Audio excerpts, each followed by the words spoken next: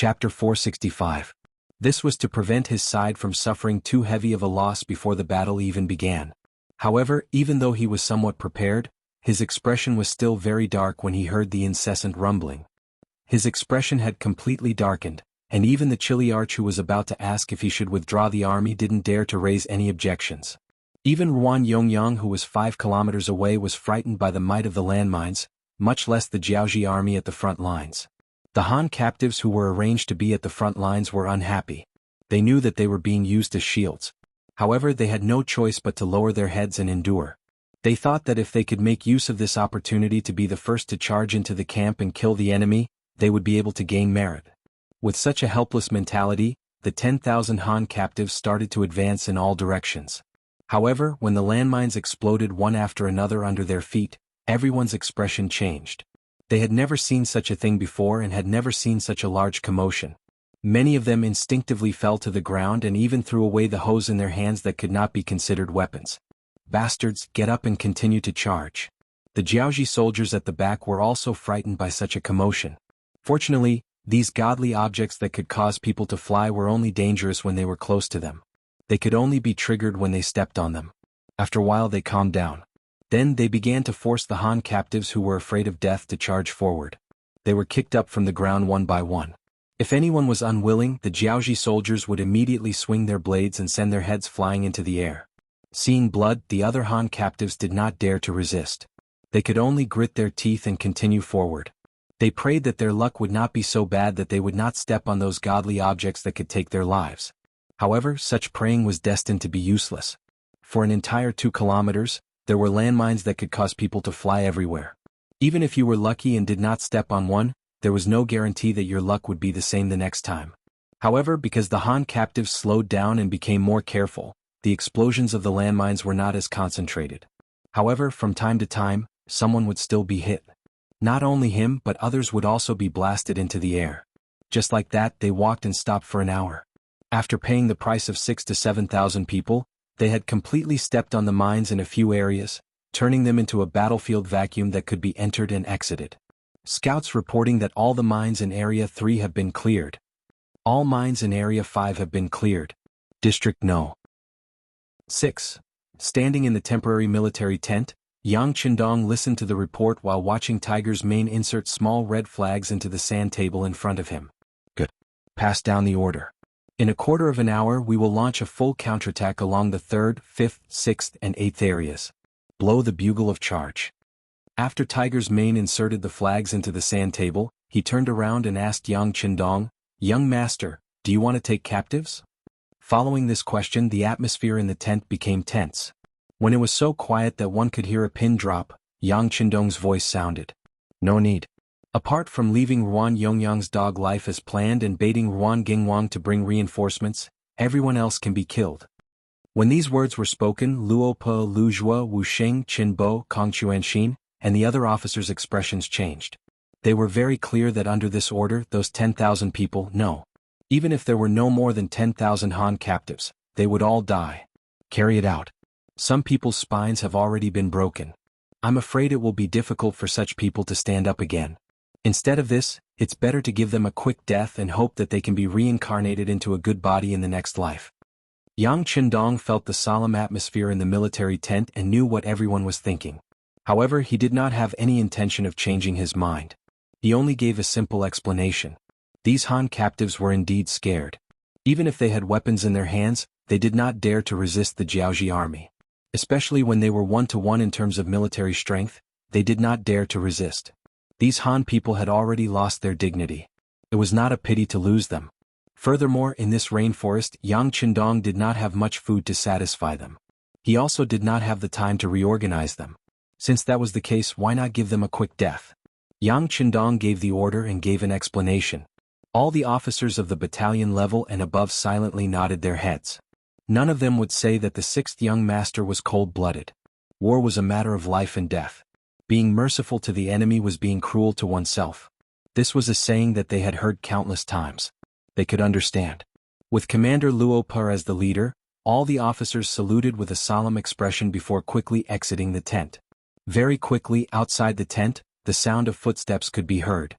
The mercenaries were finally going to show their might and counterattack. The mercenaries were preparing for their counterattack.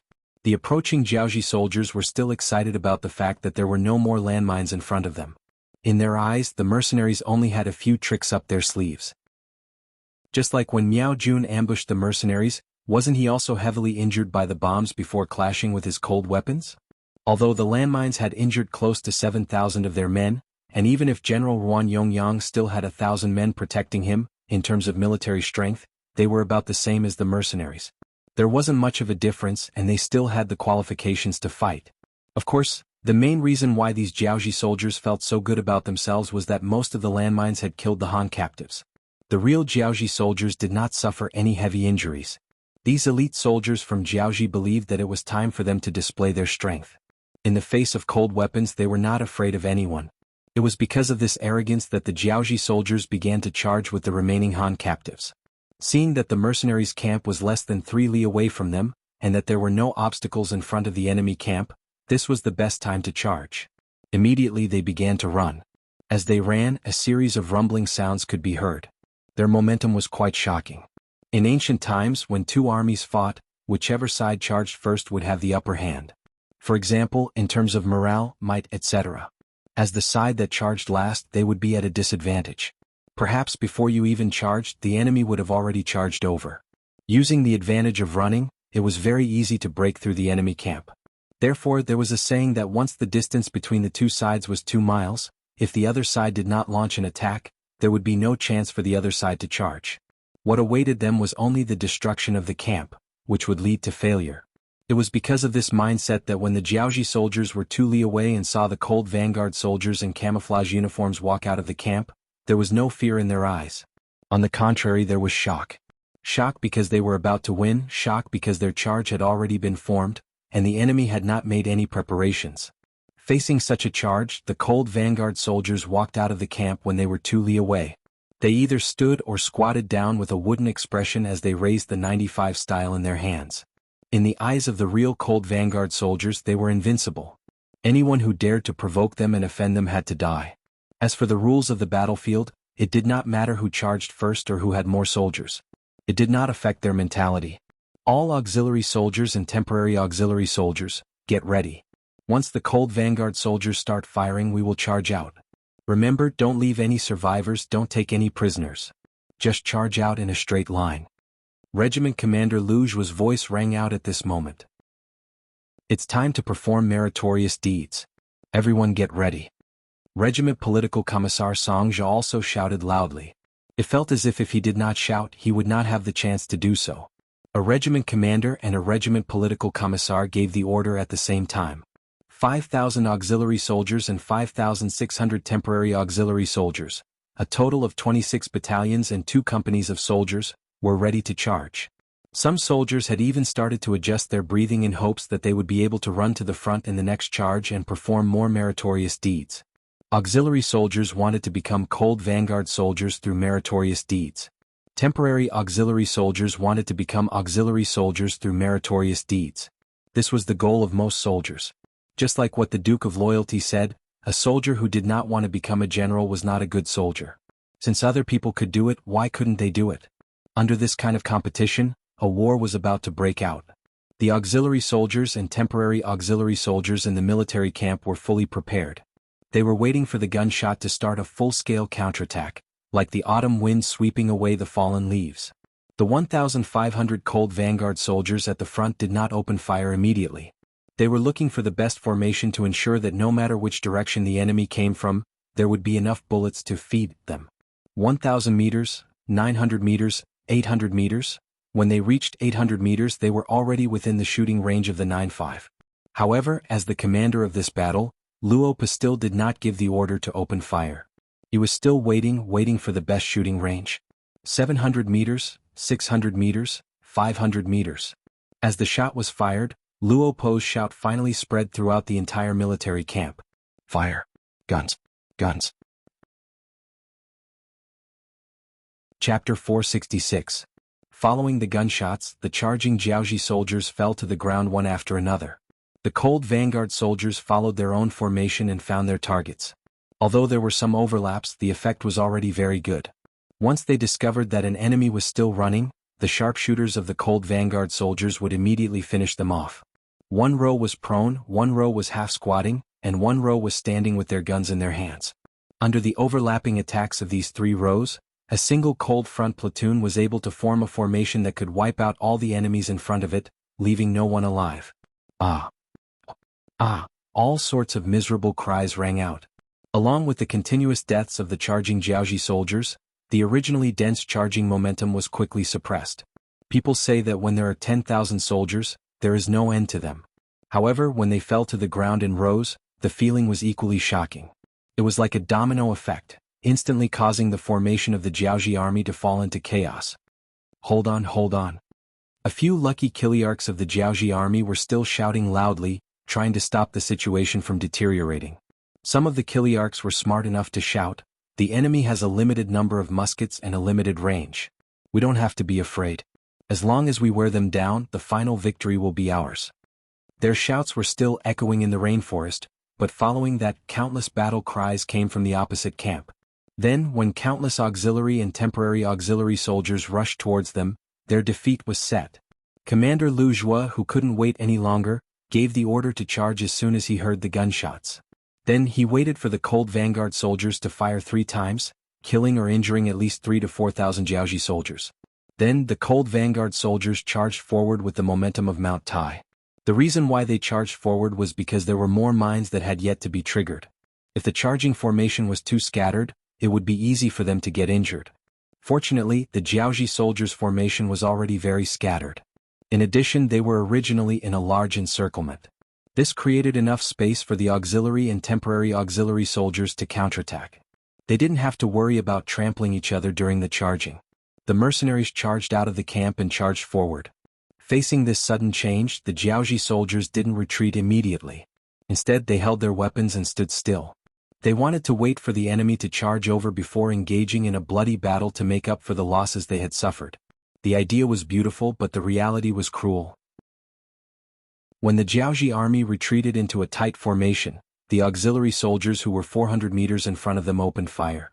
The Type 81 automatic rifle was changed to a continuous firing mode. Then 222. Gunshots were heard continuously. The Jianghu soldiers who were still waiting for their cold weapons to engage in close combat had never seen such a situation before. Just the first wave of gunshots had caused thousands of people to fall on the ground. This sudden change caused the morale of the Jianghu soldiers who were still holding on to their last breath to lose their morale. The most important thing for an army was morale. With morale, they could fight 1 against 2 or even more people. Once morale was gone, a few people wouldn't dare to fight against one opponent. Now it was the latter situation. First, the mines were sent up into the sky. Then the Type 95 long-range attacks were launched. Finally, the Type 81 guns were used to kill at close range. After 3 consecutive attacks, the Jianghu soldiers' last bit of spirit and morale were completely destroyed. Forget about those who had fallen to the ground, those who were still standing were considered lucky. However, at this moment all they wanted to do was turn around and run for their lives. What kind of joke was this? They hadn't even engaged in close combat. They didn't even get a clear look at the enemy's appearance. Out of 19,000 people, less than 5,000 were left. This wasn't a battle. It was a massacre. Once a third of an army was severely damaged, it was possible for the army to explode. This was an accepted rule on ancient battlefields.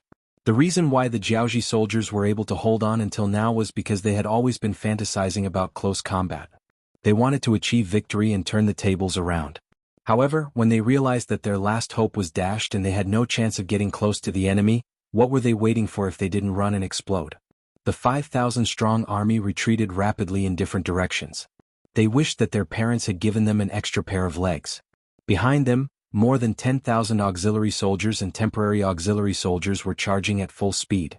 Occasionally, someone would stop and fire a few shots, shooting down the Jianghu soldiers who were running at the back. Charge. Temporary auxiliary soldiers. Our crossbows have a limited range. If you want to contribute, you have to run fast. Charge. A few temporary auxiliary battalion commanders shouted loudly at this moment. Then they looked at some of their auxiliary battalion comrades who were holding Type 81 rifles with resentment in their eyes. They couldn't be blamed for looking at them like that. If they contributed, what about the temporary auxiliary soldiers? Amidst their shouts, the temporary auxiliary soldiers started to increase their speed. Daniel and Xiaogo were also running as fast as they could. Originally, they thought that in terms of military strength, this would be an evenly matched battle, and many of their temporary auxiliary soldiers would die. After all, their weapons and intimacy were far inferior to Lung Feng's auxiliary soldiers.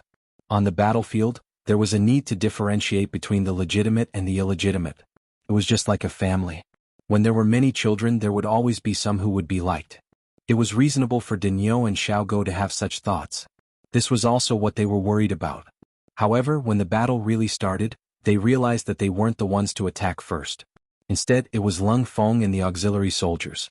All they had to do was take advantage of the situation and kill the enemy.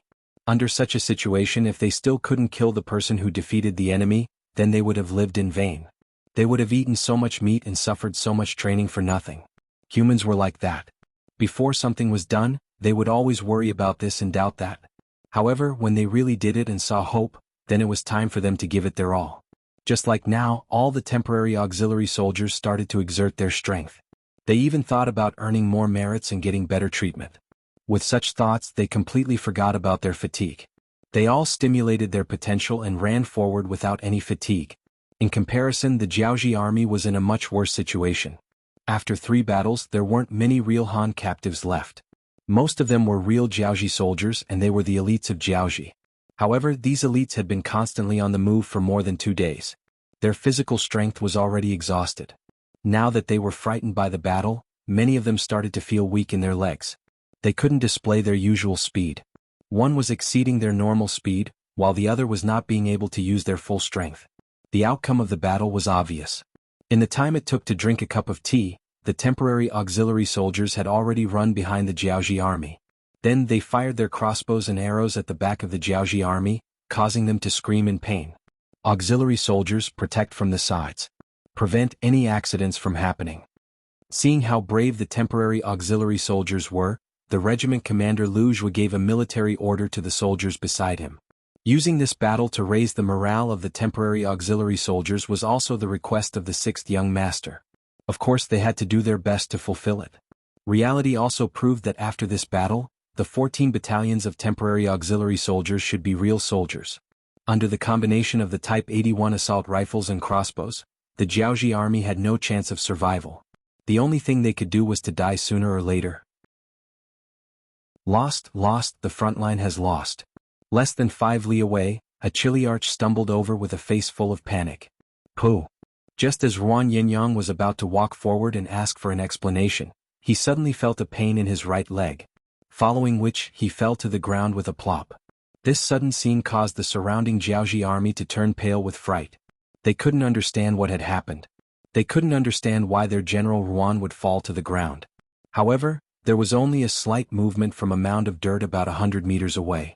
Of course, even if there was movement, it wouldn't attract any attention. Unless someone was keeping a close eye on the mound, such a slight movement wouldn't be noticed. Needless to say, this movement was from Su Yunxing, who was hiding there. He had already found the best shooting position. With the help of the silencer, his movement didn't attract any attention. It was as if he had never moved. After firing that shot, he went back into silence. Ah, it hurts. Ruan Yinyang, who had suddenly fallen to the ground, screamed hysterically. That shot had broken the small bone in his right leg. Because the distance was too close, the shot had even pierced through the bone and flew out.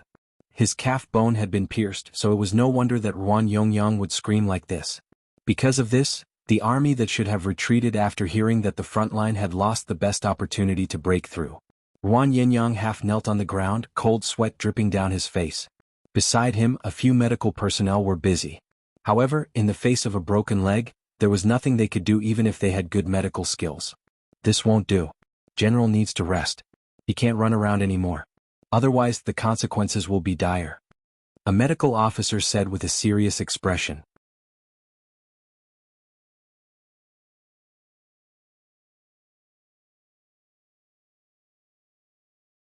Of course, he wasn't going there to show off his achievements. Instead, he needed to tell the 6th young master what he had just heard and seen so that he could make the best decision.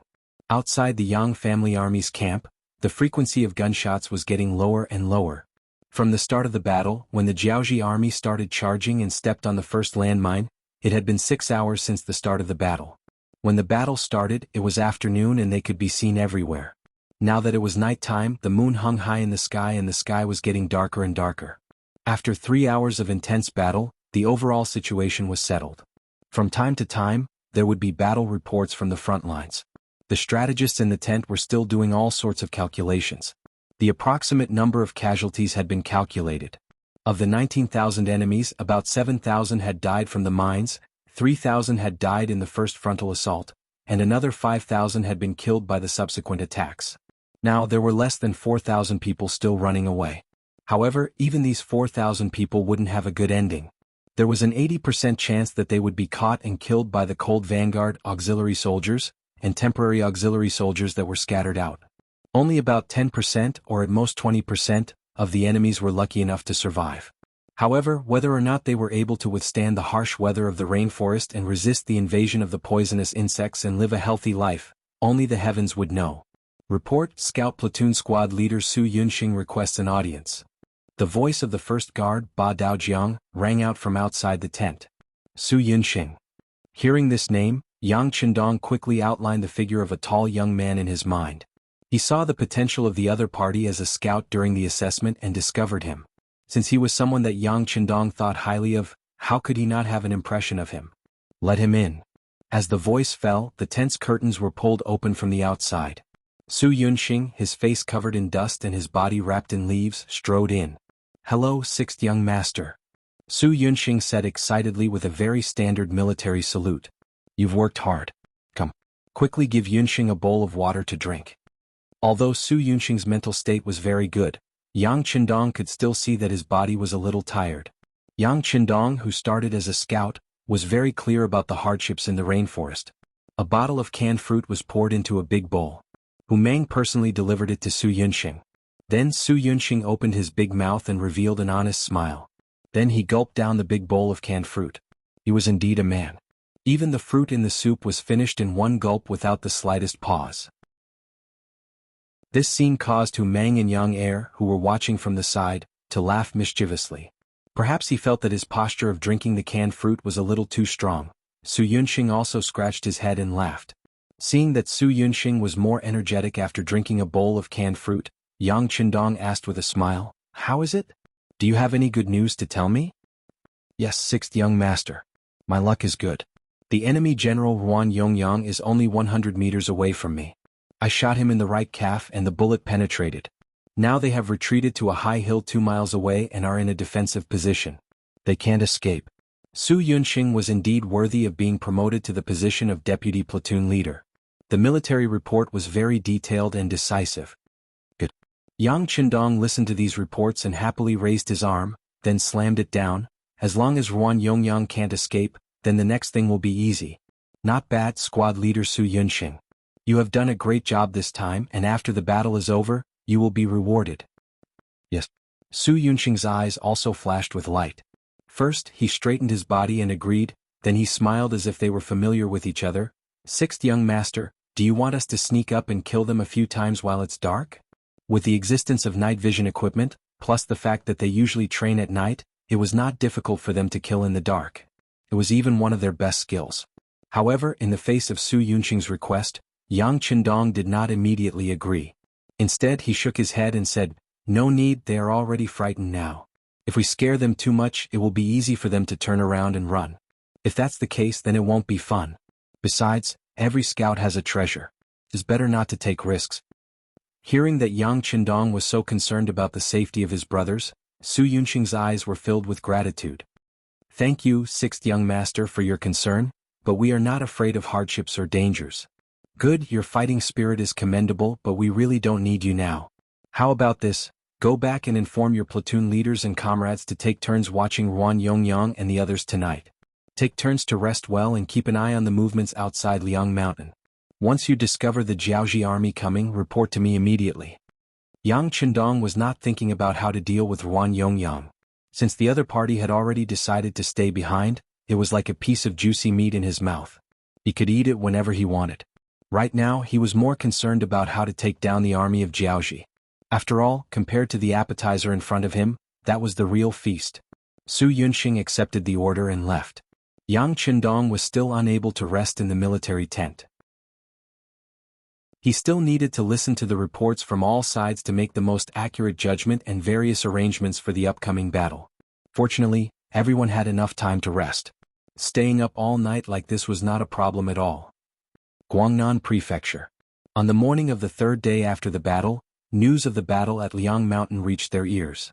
In the largest residence in the prefecture, where General Ruan Gingwang rested, the sound of porcelain shattering could be heard early in the morning. Idiot, idiot. Ruan Gingwang's hysterical shouts were accompanied by his heavy breathing. It was obvious that he had been angered by the battle report. 20,000 against 10,000. Not only were they defeated, but they were also severely injured in a single night. Their strength was reduced to less than a tenth of their original strength. This result was completely out of everyone's expectations. In Ruan Gingwang's view, even if the mercenaries had some tricks up their sleeves, they should not have much room to display in the rainforest. It was already amazing that they could fight his nephew Ruan Yongyang to a stalemate where both sides were injured. At that time he only needed to send in 10,000 or 20,000 soldiers to achieve victory. Who would have thought that he would be defeated so quickly? Moreover, he would be defeated so easily and thoroughly? General, young General Ruan is in a critical situation.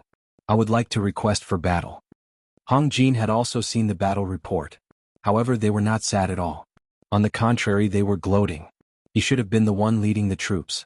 Now that someone else had taken the lead, it made him feel very uncomfortable.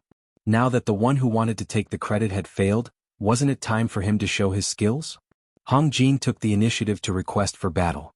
Ruan Gingwang raised his eyebrows. All right, I will allow it. However, you must act quickly. Saving Yongyang is a great merit. Then I will personally lead the army to support you. No matter what, this mercenary army must be eliminated to vent my hatred. Chapter 468. Ruan Gingwang was indeed very angry. His journey out of Jianghu had been very smooth. Now, an army of more than 10,000 people dared to provoke him and even won the first battle. If he did not teach them a lesson, who knew how many people would laugh at him? This was something he could not tolerate. Yes. Hong Jin replied excitedly. He knew that it was time for him to shine. There were 6 major surnames in Jianghu. They were Ruan, Qin, Li, Fan, Huang and Pan. Even though there were a few people with the surname Hong, they weren't very famous. As the descendants of the Hong clan, they were instilled with the idea of how to raise their clan status in Jianghu and enter the ranks of the 6 great clans. Hong Jin was instilled with this idea since he was young. This was also the motivation for him to work hard. In order to achieve this goal, he came to Ruan Gingwang's side after joining the army. He hoped that he could use the number 1 family to win glory for his family. Under his continuous efforts, the results were not bad. At least, he became a person that Ruan Gingwang trusted and became a general. This time he finally had the opportunity to lead the army alone. How could he not be excited? Not to mention, Ruan Gingwang gave him a total of 50,000 soldiers because of Ruan Yongyang's experience. Although there were only 10,000 elites in Jianghu, there were still 40,000 people from the Han captive army. According to Ruan Gingwang, didn't their mercenary army have a lot of landmines? Fine, I'll send 40,000 people to charge. I want to see if you have more landmines or my soldiers. After organizing the 50,000 soldiers, Hong Jin Xiong set off. He wanted to let everyone see and know how outstanding the Hong family was. The 50,000 soldiers left Guangnan City in the afternoon.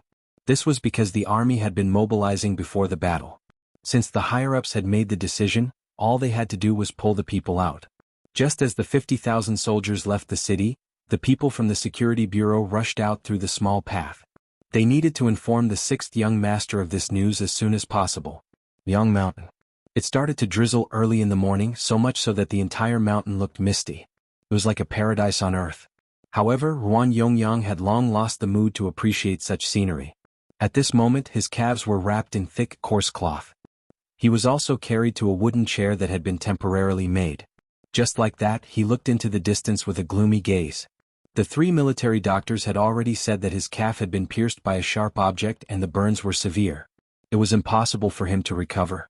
The best result was that he could barely walk, but he would have to limp and wouldn't be able to pick up any speed. In short, he could no longer walk around like a normal person, let alone lead a battle in the future. Since when could a cripple lead an army of thousands to charge on the battlefield? The Ruan family was the number 1 family in Jianghu. There were countless young generals like them. If he couldn't hold on, the family could just replace him with someone else. But to Ruan Yongyang, he would eventually be the one who would be abandoned by his family, even if his uncle was Ruan Gengwang. He would not be able to fight in the future, and he had lost this battle so thoroughly. Ruan Yongyang's heart was like dead ashes. He could not see a trace of light and hope in his life. "General, it's time to drink your medicine." A military doctor carefully walked in front of Ruan Yongyang. Clearly, he also knew that the young general was in a bad mood.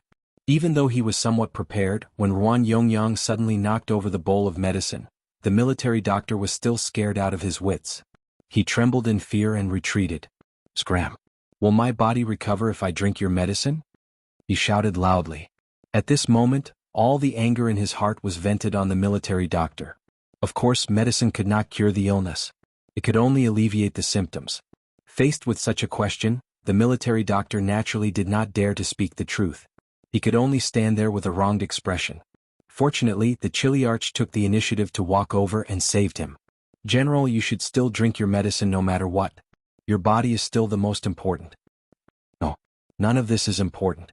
This general has been defeated and will become a cripple in the future. These are all facts. This is the most important thing." Ruan Yongyang shook his head continuously. His eyes were filled with a deathly aura. This silence lasted for about half the time it took to brew a cup of tea. Then Ruan Yongyang seemed to have returned to normal. He asked, "What's the situation outside now?" "No, it's not good." The Chiliarch hesitated for a moment, but still decided to report the truth. "We are now surrounded. There are mercenaries outside. They have blocked all our escape routes. It seems like they will launch a fatal attack at any time." "How many people are there?" Ruan Yongyang asked with a cold expression. "I don't know. They are all over the mountains. I can't see how many people there are," the Chiliarch said with a helpless tone. In an instant the atmosphere became much more oppressive. After another half a day, Ruan Yongyang took a few deep breaths. After a long struggle he said, "How many people do we have left? When can the reinforcements be sent?" "We still have more than 1,500 people in our hands. Among them 500 escaped. Because they were scared of being beaten, they affected the soldiers in our hands.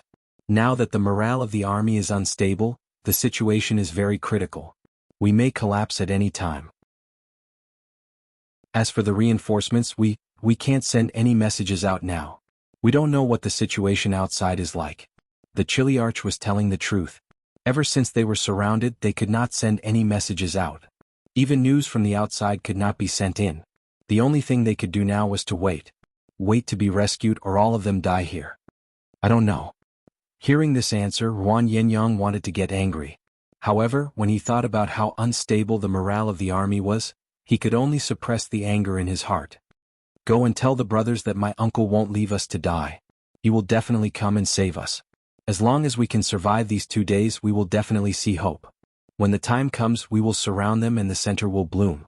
At that time, everyone will be meritorious. Yes, I will speak to the brothers. However, General, you still have to take your medicine.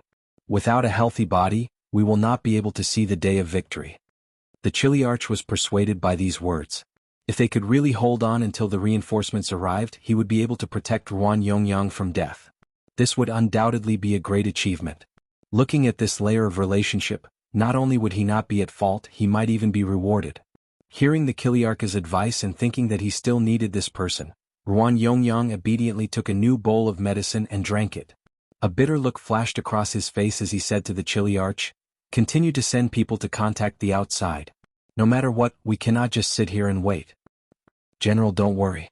I will make the arrangements now." The Chiliarch also knew that if the news did not spread, their chances of survival would be greatly reduced. Outside the encirclement, a battalion of Lung Feng soldiers and 2 battalions of auxiliary soldiers were scattered in all directions. Compared to the anxious Jiaoji soldiers in the encirclement, they were not anxious at all. On the contrary, those who were supposed to be dozing off were dozing off. Less than a third of them were left to monitor every movement within the encirclement. With such a force, even if they charged into the encirclement now, they were 100% confident that they could kill Ruan Yongyang. They could even guarantee their own safety.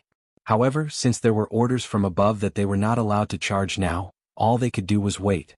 Fortunately, from time to time, they would see Jiaoji soldiers trying to rush out to report the news. They could be used as live targets to practice their spears, so it was not too boring. Of course, things like practicing their spear skills were mostly done by the auxiliary soldiers. Only Jiaoji soldiers who truly wanted to charge out of their shooting range would attract the attention of the Lungfeng soldiers. The reason why they were called the most elite Lungfeng soldiers was because they were much stronger than the auxiliary soldiers in terms of spear skills. What were the auxiliary soldiers? They were the reserve soldiers of the Lungfeng soldiers. As long as they performed well enough, they could also join the Lungfeng soldiers. In order to achieve this goal, even though the orders from above were for the auxiliary soldiers to take turns to rest, most of them gave up on this authority.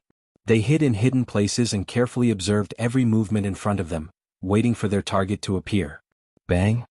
This was already the third gunshot in an hour. As the gunshots rang out, complaints could be heard from the surrounding area. Who is this? So fast. I just saw a figure and he King opened fire. Do you have to be so anxious? Of course, those who said such things were the kind of people who were envious and jealous. However, although they said such things, everyone's expression became more serious. They only hoped that they would be the next one to hit the target. The higher-ups had said that the person with the best performance this time would be promoted to Lungfeng.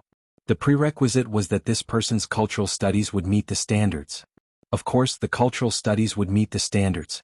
Those who could become auxiliary soldiers would seize the time to learn when they had the time. In order to pave the way for themselves to become Lungfeng soldiers, most of the auxiliary soldiers were already at the third grade of primary school and above. What they lacked now was an opportunity to become Lungfeng soldiers.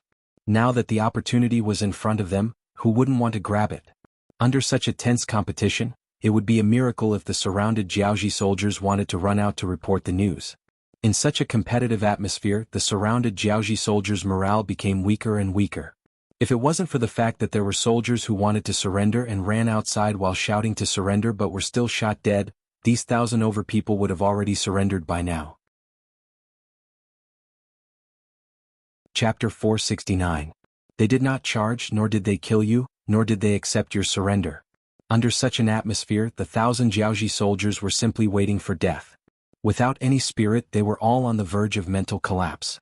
Outside of Liang Mountain, the 50,000 soldiers were rushing over in a grandiose manner. Hong Jin was finally able to lead an army by himself, and it was a full 50,000 men. One could imagine how excited he was at this moment, so much so that he had forgotten his previous calm demeanor. There was only one thought in his mind, and that was to enter Liang Mountain as quickly as possible. Putting aside whether or not he could destroy the mercenaries, he had to save Ruan Yongyang first.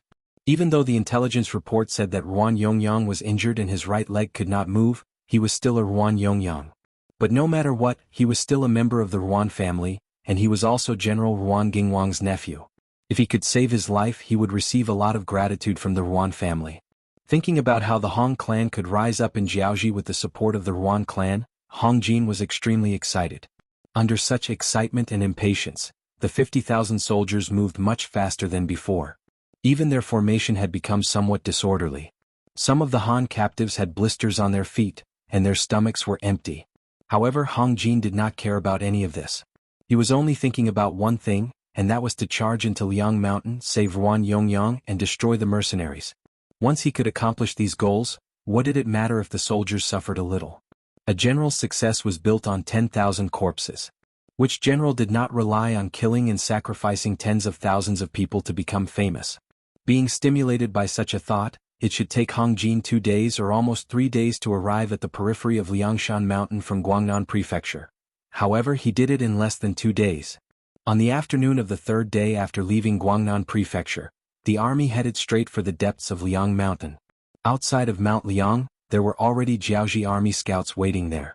The reason why they could still stand there was not because the scouts did not have the ability to eliminate them, but because they wanted to keep them alive.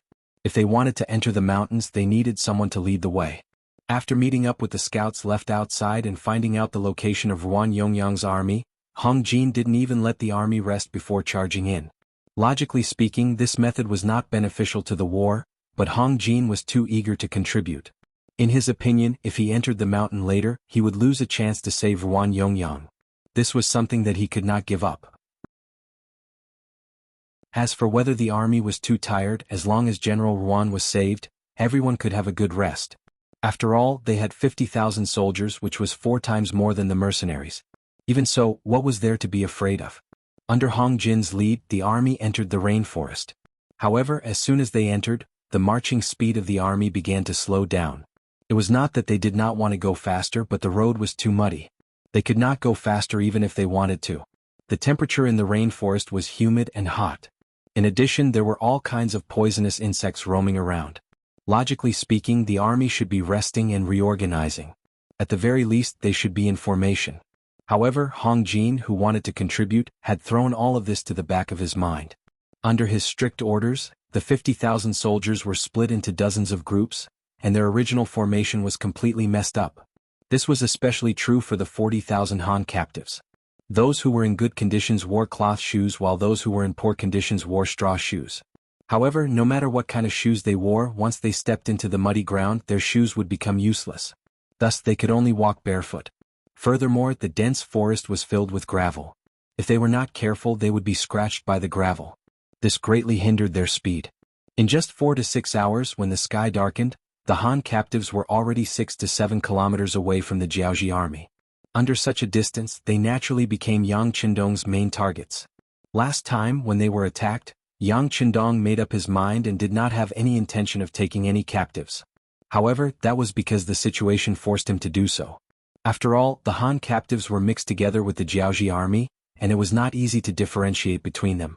Furthermore, there were landmines everywhere. If he was not careful, he might even hurt himself. As such, he could only retract his thoughts of taking in more captives. However, it was different this time. Now that the Han captives were completely separated from the Jianghu army, his worries were lessened. Furthermore, the 40,000 Han captives were also a big appetizer. It was worth Yang Qindong's effort. In Yang Qindong's plan, the task of surrounding the Han captives was given to the auxiliary regiment commander Wuxia. Wuxia could not only lead 8 battalions of auxiliary soldiers armed with Type 81 rifles, but also 14 battalions of temporary auxiliary soldiers. A total of 9,000 soldiers were more than enough to deal with the 40,000 Han captives who were already exhausted and without any morale. Pass down the order. Once the Jianghu army and Ruan Yongyang merge together, we will immediately cut them off. After that, we will surround all of the Han captives. Try not to let anyone escape. Wuxia, political commissar Song Zhe, and a few auxiliary battalion commanders discussed for a while before immediately giving out the order. Following which, the 9,000 mercenaries started to move. They quickly moved towards the gathering point according to the plan. Hong Jin did not care too much about all of this. Even though he could feel that there were enemies around him, he still had a lot of soldiers. However, when he thought about how he had 50,000 men and the enemy only had 10,000, his worries disappeared. In comparison, he did not think that the mercenaries could do anything to him. With such arrogant thoughts, Hong Jin rushed all the way and finally found the location of Ruan Yongyang's camp. The auxiliary soldiers of the Cold Vanguard Army purposely opened up a path, allowing the enemy forces to successfully converge. Hong Jin had come and he had brought 10,000 Jianghu soldiers with him. After hearing that there were 40,000 Han captives behind him, the 1,000 Jianghu soldiers who had lost their will to live became excited. Even the half-crippled Ruan Yongyang revealed a smile for the first time in a few days. His right leg was about to be crippled, but at least he was still alive. As long as he could live, who would want to die? Not to mention, after the two armies met up, there was still a chance for him to win the battle. If that was the case, if he handled it well, he might not be the defeated general anymore. He might even become the king of Yu in the eyes of others. General Hong, you've worked hard. When he saw the travel-worn Hong Jin and the 10,000 soldiers behind him, Ruan Yongyang, who was being carried, immediately smiled. General Ruan, you've worked hard. Your leg. Hong Jin was shocked when he saw that Ruan Yongyang had lost at least 6 to 7 kilograms in just a few days. It's fine. How can anyone not get injured on the battlefield? However, since General Hong is here, you must avenge me. You must kill all of these mercenaries and show the might of the Jianghu army. Ruan Yongyang did not like others to talk about his injured leg. Therefore he changed the topic to the battlefield. Yes, since I'm here, of course, I must destroy the mercenaries, Hong Jin said confidently. However, as soon as he finished speaking, the sound of firecrackers rang out from the outside. Then one of his Kiliarchs ran over in a panic. He half knelt in front of Hong Jin and said nervously, General, something bad has happened. The mercenaries suddenly attacked our camp and killed hundreds of our men. So fast. Hong Jin was furious when he heard that the mercenaries did not wait for his army to settle down before attacking. However, he suddenly thought of something and asked, "Oh right, what about the Han captives behind us? Have they not caught up with us?" "No, we were originally 6 to 7 kilometers away from them. Now that we heard the gunshots, I'm afraid they won't dare to approach us." The Kiliarchs answered honestly. "What? They're that far away?" Clearly Hong Jin only wanted to save Wan Yongyang. He did not care much about the 40,000 Han captives behind him. This was also why he could only become a deputy general and rarely led an army. The overall situation was still a problem. As soon as he said this, Hong Jin knew that this was the truth. His Chiliarch wouldn't dare to joke about something like this. After hesitating for a moment, he ordered, "Immediately send someone to contact the Han captives. Tell them to come closer to us. At the same time, we have to do our best to get close to them. First, we have to deal with the mercenaries between us." Hong Jin had never thought that he would lose against 10,000 mercenaries with 50,000 men.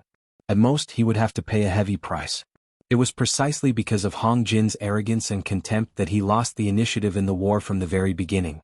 He was completely led by the nose by others. He also did not know that at this moment, he would never be able to meet up with the 40,000 Han captives. Speaking of which, the Han captives really wanted to meet up with the Jiaoji army. In this chaotic world, how important was it to have a strong backer? Even though they couldn't compare to the Jiaoji army in terms of treatment and other aspects, they could still eat their fill if they followed them. They also didn't have to worry about their lives when the sun rose the next day. Just this alone was enough to make some of the weaker ones want to follow them. However, it was not a matter of whether they wanted to follow them or not. Instead, the Han captives could not charge through the forest that did not seem too dense, but it was deep and unfathomable. Everything had changed in an instant.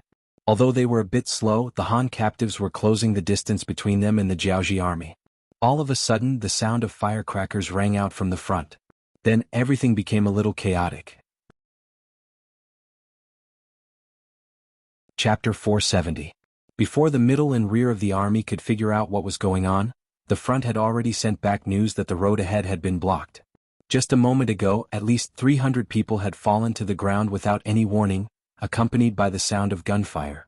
They were not unfamiliar with firearms, especially since Jianghu had led the great Ming firearms squad to defeat the original Jiaoji army a few decades ago, changing this place into Jiaoji Prefecture. When they came, they had heard from their superiors that the enemy mercenaries also had firearms. It was one thing to know about it, but it was another thing to actually face it. Especially when they heard that the gunshots were so dense and that more than 300 of their brothers had died, it was normal for the front line to panic for a moment. The main general, Hong Jin, had already left them. At this moment, only 4 captains of the Han captives remained. Compared to ordinary soldiers, they were taller and more muscular. It was precisely because of this that they were able to be promoted. Their names were Zhang Qingli, the 2 middle captains, Zhou Hong and Ma Yinghui, and the rear captains, Lu Hong. Other than Lu Hong, who was at the back, who did not immediately follow up, the other 3 captains gathered together nervously and began to discuss a plan. Ma Hui was the first to speak. "The situation is obvious. This is clearly the mercenaries trying to cut off our communication with General Hong and the others, and then they want to take us down one by one." Ma Hui's words had some insight, at least his analysis was correct. However, he did not expect that the mercenaries not only wanted to cut off their communication, but also wanted to kill or capture them. Another captain of the middle army, Zhou Hong, quickly expressed his opinion. "That's not possible. Didn't the news say that they only have 10,000 people? They want to make an enemy out of 50,000 people with this little number of soldiers. Aren't they a little too arrogant?" Zhou Hong was a little chubby, but he had a pair of small eyes. Humans were just like him, they liked to use their brains. It was no wonder that he would have such an analysis. "I don't know if they are arrogant or not. Anyway, their muskets are very powerful. You don't know. At the beginning it was like rain.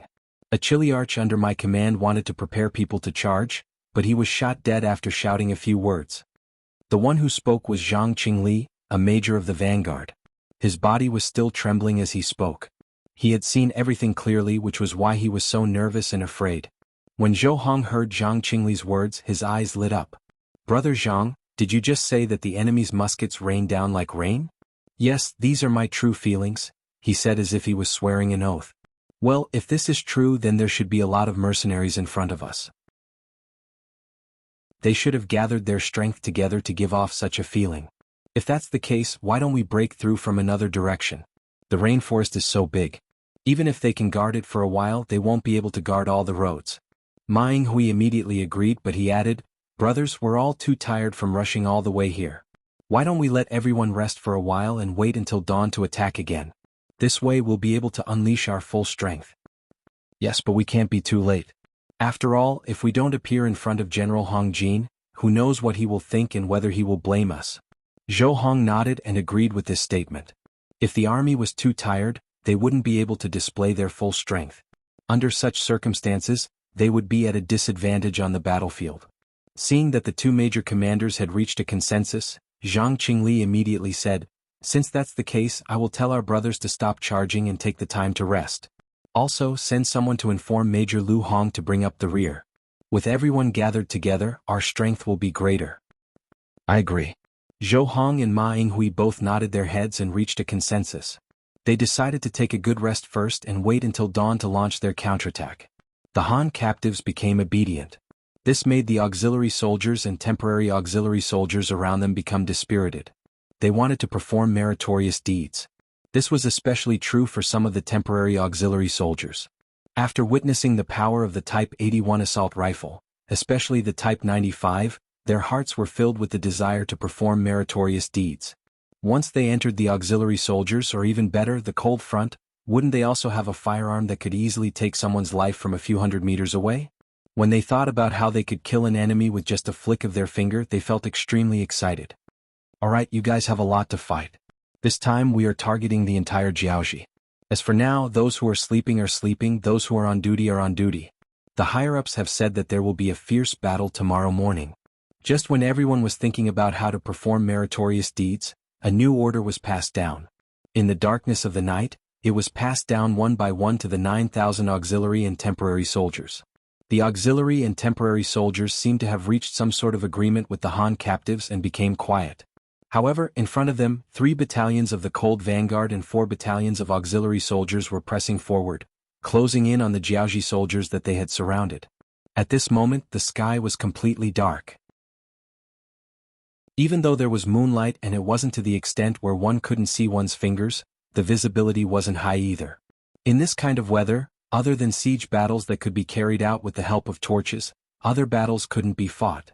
This had become a tacit agreement that had been established for thousands of years. After all, the sky was so dark that anything could happen. If things went wrong, it would be normal for their own people to fight each other. Only an idiot would choose to launch an attack at night. However, this didn't include the Yang family army. Putting aside the fact that the auxiliary soldiers of the Cold Vanguard often had night battles as part of their training, did they treat their forest training as a game? The main purpose of their training was to learn how to engage in night battles in the rainforest to protect themselves and eliminate their opponents. Now it was finally time to put it to good use. Every soldier carried 2 basic rounds of ammunition. Coupled with the night vision goggles on their heads, the night was no longer dark. Everything was presented in front of them. From the moment they launched their attack, they had been suppressing the Jianghu soldiers and were still advancing. Gunshots rang out from all directions and it was drizzling. In such an oppressive atmosphere, there were Jianghu soldiers dying at every moment. Urgent battle reports were sent to Hong Jin and Ruan Yenyang. From the start of the battle until now, 4 hours had passed. It was already the middle of the night and the Jianghu army that originally had over 10,000 soldiers had paid the price of 5,000 deaths. In just 4 hours, half of the army had perished. Moreover, in the early stages of the battle, the formation of the Jianghu army was too scattered. The battle report showed that as the battle progressed and the Jianghu army became more concentrated, the death toll increased even faster. Under the temporary wooden tent, General Hong Jin no longer had the calm and natural demeanor of a commander. Instead, his face was dark and his body was trembling in anger. He originally thought that saving Ruan Yenyang and eliminating the mercenaries would be a great achievement. However, he didn't expect that as soon as he arrived and saw Ruan Yenyang, before he could even say a few words, the pressure would suddenly appear. He who was supposed to save someone became someone who was supposed to be saved. Compared to Hong Jin, who didn't say a word, Ruan Yenyang, who was sitting on a chair, looked even more dispirited. He leaned against the back of the chair and looked up at the sky. If not for his mouth moving from time to time, others would have thought that he was already a dead man. Lost, completely lost. "I'm going to die, I'm going to die." These were the words that Ruan Yenyang had been muttering. However, at this moment, no one paid attention to his actions. This was because another Chiliarch had rushed into the temporary wooden tent with an anxious expression. He then shouted with an anxious tone, "Not good news just came from the front. The nearest mercenary group is less than a kilometer away from us." So close? When Hong Jin heard this, he turned around in disbelief. He rushed to the map under the coal lamp and looked at it. "Is there any news from the Han captives?" Hong Jin asked the 1,000-man commander who reported the news. "Is there any news from the Han captives?" The 1,000-man commander nodded. "No, I sent people to contact them. However, they were always shot to death not long after they rushed out of the camp. I also found soldiers with good hearing. They told me that there were no gunshots coming from behind us. General Hong, is it possible that they have already surrendered to the mercenaries?" The Chiliarch asked nervously and carefully. Although he knew that it wasn't possible, why was there no movement from the other side when he was fighting so fiercely? Of course, he didn't know that gunshots usually traveled as far as 3 kilometers away. If the terrain, vegetation, season, specific time, air temperature and humidity, as well as nearby noise decibels and wind direction were taken into account, the gunshots would only be heard as far as 1 kilometer away. Unless one was very familiar with gunshots, one wouldn't pay too much attention to it even if one occasionally heard such a sound. The Chiliarch raised his doubts. Hong Jin simply waved his hand and said, "That's impossible. The Han captives have never come into contact with the mercenaries before. How could they surrender here?" Chapter 471. Hong Jin spoke with certainty, but only he knew that he did not have much confidence in his heart. After all, ever since the Han captives were established, they had been treated unfairly. Perhaps they would really surrender. However, in front of his subordinates, he could only continue to encourage them. "Like this, pass down the order that we must hold on. As long as we can hold on until dawn, the 40,000 Han captives will definitely gather around us. At that time we will be safe. Also, tell the soldiers that the bullets of the guns are limited. No matter how strong the mercenaries are, they cannot continue to shoot without limit. As long as they do not have guns, they can only choose to fight in close combat. That way our chance will come." "Yes, I will immediately pass on the general's words to the brothers." The Chiliarch's eyes lit up upon hearing this. He had already lost all confidence, but after hearing Hong Jin's words he felt a lot better. He even had an idea of his own. "General, do you think we should launch a counterattack when we discover that the enemy's muskets are firing slowly? That way we might be able to snatch some muskets back." Hearing the captain's suggestion, Hong Jin's eyes lit up. "Very good. Go and tell the soldiers that when there is such an opportunity, they must take the initiative to attack. If anyone can snatch a gun back, they will be promoted by 1 rank and rewarded with 50 taels of silver." Seeing that his suggestion was accepted, the captain was very happy. He quickly nodded and went to pass on the order. However, he did not know that the scene he was waiting for would not come true. The guns that were developed in the Ming dynasty were flintlocks. They were the type that could only fire 1 shot after being loaded. Once it was fired a few times, the barrel, body, and especially the rifling would be easily damaged. It would need to rest for a while before firing again. However, the Type 95 guns used by the mercenaries did not have such concerns. Most of these guns were taken out by Yang Qindong from the warehouse. They were modern products. On average, each gun could fire 30,000 bullets without any problem. Even the Type 81 assault rifles made by Crimson City were made after the steel technology was matured. The quality was naturally not as good as the Type 81 assault rifles in the warehouse. However, it could fire 5,000 bullets without any problem. This was especially true for the type that was created later. Not to mention the accuracy. After testing, it was already guaranteed that it could hit 8,000 to 10,000 rounds. And this would continue to improve. After all, with the advanced books and samples from the warehouse, as long as he worked hard, he would be able to catch up. Based on this, it was impossible for the Chiliarch to wait for the mercenaries to run out of bullets or have problems with their guns before retaliating. But then again, it wasn't as if they didn't have a chance at all. For example, after a series of strong attacks that wiped out a large portion of the enemy's forces would gather together and they would be able to use the terrain to reflect arrows. Cold Vanguard and the auxiliary troops' attack speed would also slow down. Slowing down didn't mean that he wasn't attacking. Yang Qindong had already given the order that they had to take down the 10,000 Jiaoji soldiers by the night. This was related to whether they could successfully take over the 40,000 Han captives. Thus, the reason why they slowed down their attack speed was so that they could launch a better attack next time. Just like now, the dense gunfire suddenly stopped. This was because Cold Vanguard and the auxiliary troops were moving forward under the cover of the night. This was to ensure that they could get closer to the enemy. Then the power of the grenades would be revealed. At that time, the enemy would be unable to make use of the terrain and would be razed to the ground. However, before this ferocious attack started, the Jianghu soldiers had the misconception that the mercenaries' guns had run out of bullets or that there was a problem with the guns. Just like the Kiliarka's order, the Jianghu soldiers thought that their opportunity had arrived. From the moment they were attacked in the dark, they had been passively attacked. They couldn't even see the enemy's shadow clearly. This made the prideful Jianghu soldiers very vexed. Now that there was an opportunity to retaliate, everyone wanted to grab hold of it. Thus, the Jianghu soldiers started to gather together. There were around 400 people on one side and 200 to 300 people on the other side. They were prepared to charge out and snatch the guns. This would allow them to be promoted by one rank and receive 50 taels of silver. With the material reward, everyone's actions were indeed much faster. When they were about to gather, the full force of the retaliation began. More than a dozen teams suddenly charged out from all directions. The smallest team had around 100 people while the largest team had around 400 people. This kind of planned large-scale counterattack not only highlighted the element of surprise, but more importantly, the soldiers were also spread out. They thought that even if they encountered a counterattack from the muskets, there would still be some fish that escaped the net. Once the fish rushed to the front of the mercenaries, the advantage would come to them. The sudden counterattack had indeed caught the mercenaries off guard. However, it was only in their eyes that they were surprised. This was because at this moment, the Yang family soldiers were also preparing to launch a frontal assault with grenades. They were just worried that they couldn't locate the enemy's main force. Now they had taken the initiative to jump out. This was like someone giving them a pillow when they wanted to sleep. How could they not grab hold of such an opportunity?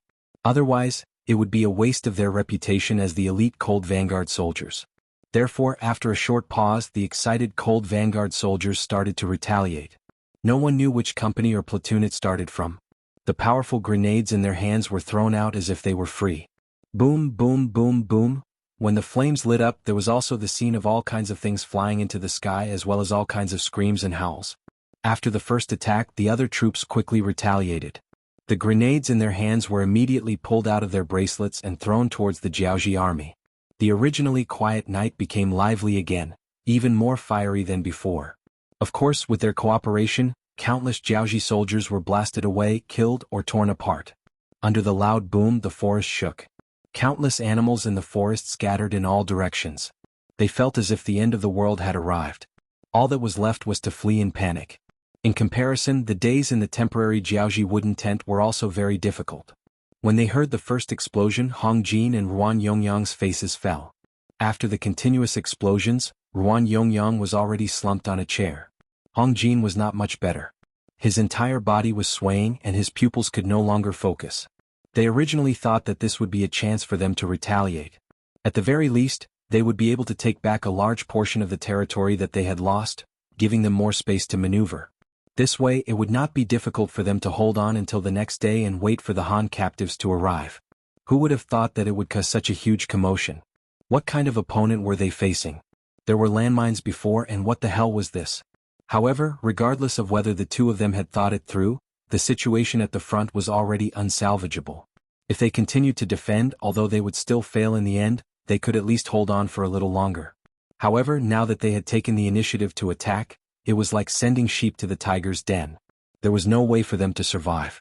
In less than an hour, the 5,000 men that were sent out were completely annihilated. Those who were lucky did not die immediately, but were left with half a breath of life.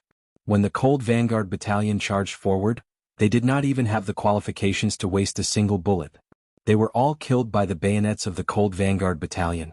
In the end, the 5,000 men were sent out, and there were only 100 men left in the camp. Facing the attacks of 3 Cold Vanguard battalions, 1 regiment's Cold Vanguard company, and 4 battalions' auxiliary soldiers, these 100 men did not even last half an hour before they were all killed. When the Vanguard battalion commander Wuxia rushed into the wooden tent with a few of his trusted subordinates, only Hong Jin and Ruan Yongyang were left. The moment Wuxia rushed in, his tall figure appeared under the coal lamp, and a long blade slashed towards him. Scram! Wuxia shouted angrily. He blocked and pulled out his bayonet, causing the long saber to slash to the side.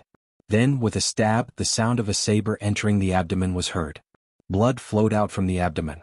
The one who slashed was Ruan Yongyang. Knowing that he was going to die, he launched a final counterattack with the thought that killing one was enough, and killing two was worth it. However, his right leg was not very nimble and he could only slash with all his strength. His body did not move, and the momentum of the blade did not change. Secondly, his opponent was Battalion Commander Wu Sheng. This person had stayed in the Yang Qindong manor for a long time, and was specially trained by Yang Qindong in the art of stabbing. It was only a slash and it was not enough to hurt him. Ruan Yongyang stared blankly as the bayonet pierced his lower abdomen. Following Wu Sheng's habitual movements of twisting, stabbing, and then pulling out the bayonet, Ruan Yongyang's eyes rolled back as he fell from the chair with a plop. His body violently gasped for breath twice before he was completely dead, no longer able to move. Ruan Yongyang died just like that, dying in front of Hong Jin. This huge shock caused him to kneel on the ground with a thud. "Please don't kill me, I am willing to surrender. I know a lot about Jiaoji and I will definitely be useful to you, definitely." Hong Jin's greatest dream was to lead the entire Hong family, and in order to achieve this goal, he was willing to do anything. However, the more scheming a person was, the more they feared death. Chapter 472. Scheming people liked to think. They weren't like straightforward people who didn't care too much about death. Furthermore, there was no chance of a comeback. Surrendering was the best way out. With Hong Jin's intelligence, how could he not see this? Hence, his kneeling wasn't that sudden. Cowards weren't welcomed on the battlefield. Furthermore, the sixth young master had given the order to wipe out the entire Jiaoji army. Hence, even if Hong Jin knelt, the cold front soldiers who rushed into the tent didn't have any intention of letting him go. One of them even raised his bayonet and wanted to stab him. Lung Feng's movement frightened Hong Jin quite a bit. Although he was kneeling on the ground, it did not stop his body from rapidly retreating. Even so, the gleaming bayonet under the light of the coal lamp was getting closer and closer to him. "Stop." Fortunately, the moment the bayonet was about to reach him, Wu Sheng suddenly spoke. With Wu Sheng's shout, Lung Feng, who was about to charge forward with his bayonet, stopped moving. This was a good habit that had been cultivated under iron discipline. After shouting, Wu Sheng took a few large steps forward. After leaping over the cold front soldier, he stared coldly at Hong Jin and said, "I hope you're useful. If you don't prove yourself useful, you'll end up like him." Wu Sheng's cold voice rang out as he pointed at Ruan Yongyang, who had already been stabbed to death and was still bleeding profusely from his body. After escaping from the brink of death, Hong Jin was already scared out of his wits. He didn't dare to have any other thoughts. He immediately nodded and said, "Sir, please don't worry. Please don't worry. I'll definitely cooperate with you." "Alright, then let me ask you. Who is he? Who are you? Also, what's the current situation of the Jiaoji army? Are there any fish that escaped the net?" Wu Sheng continued to interrogate. The sky was too dark. No one could be sure if the entire Jiaoji army was here or if their higher-ups were hiding. The reason why Wu Sheng didn't consider escaping was because he was confident. There were scouts on the periphery of the battlefield. They were the best of the best in cold front. Trying to escape from under their noses was simply wishful thinking. "Sir, the one who died is called Ruan Yongyang. He is General Ruan Gingwang's nephew. My name is Hong Jin. I am Ruan Gingwang's deputy general. This time, I am in charge of leading 50,000 soldiers to fight against you. Right now, I don't know what's going on with the Han captives, but the 10,000 Jiaoji soldiers that came later should all be dead. Even if some of them were lucky enough to survive, they should be heavily injured." In order to survive, Hong Jin really said whatever he wanted to say. However, he didn't use an affirmative tone for things he didn't know. This was where he was smart. If he knew, he knew. If he didn't know, he didn't know. When Wu Sheng heard this, his eyes immediately lit up. He originally thought that the upper echelons of the Jiaoji army would be in hiding, and it would take some effort to find them. Unexpectedly, all of them were here. How could he not be happy about this? He didn't think about it. It had only been 6 hours since the cold front attacked. The sky wasn't even bright yet. Where could they have escaped to in such a short time? Men, take him away. Also, send someone to search the area. Find a few injured Jiaoji soldiers and ask them about this person's identity. Even though Wu Sheng already believed half of it, he still needed to verify it. It would be too embarrassing if he was cheated. Hong Jin was tied up. His being tied up meant the end of the Jiaoji army. When this news was quickly reported to Yang Qindong's tent behind him, he still heaved a sigh of relief even though he had expected it. He had planned a lot for this battle in order to achieve a one-hit kill. Even though he had the advantage in many aspects, if the first battle wasn't fought well, it would affect the morale of the army. From the looks of it now, the situation was stable. Inform them that this Hong Jin can be used. Let him repent for his crimes first. Let him persuade the remaining 40,000 Han captives. Yang Qindong happily made the decision. With the idea of making use of trash, he handed the matter of recruiting the Han captives to Hong Jin. If Hong Jin did this well, it would be best. On the other hand, even if there were any mishaps, they wouldn't lose anything. Therefore, when the sun had just risen, when the four captains were discussing and preparing to launch an attack, Hong Jin had already appeared 300 meters in front of them. The four captains were very happy that Hong Jin would appear in front of them. However, when they walked out of the tent, they heard Hong Jin urging them to put down their weapons and surrender to the mercenaries. Generals, the Jiaoji army was finished last night. Ruan Yongyang was killed and I became their captive. Today I am here to ask you to surrender. After explaining the situation, Hong Jin lowered his head and said in a dejected voice, "The mercenaries are too strong. They have guns that we have never seen before. If we continue to resist, we will die. If I'm smart, I will surrender like you." They also said that since you are all Han, they will not make things difficult for you. Hong Jin was actually here to persuade them to surrender. This was naturally out of everyone's expectations. The four captains were unprepared and looked at each other, not knowing what to do. The other party did not respond. This made the officers of the 2nd Regiment, who were lying in ambush behind Hong Jin, anxious. One of them asked, "Can this Hong Jin do it? If he can't, we need to prepare for a counterattack."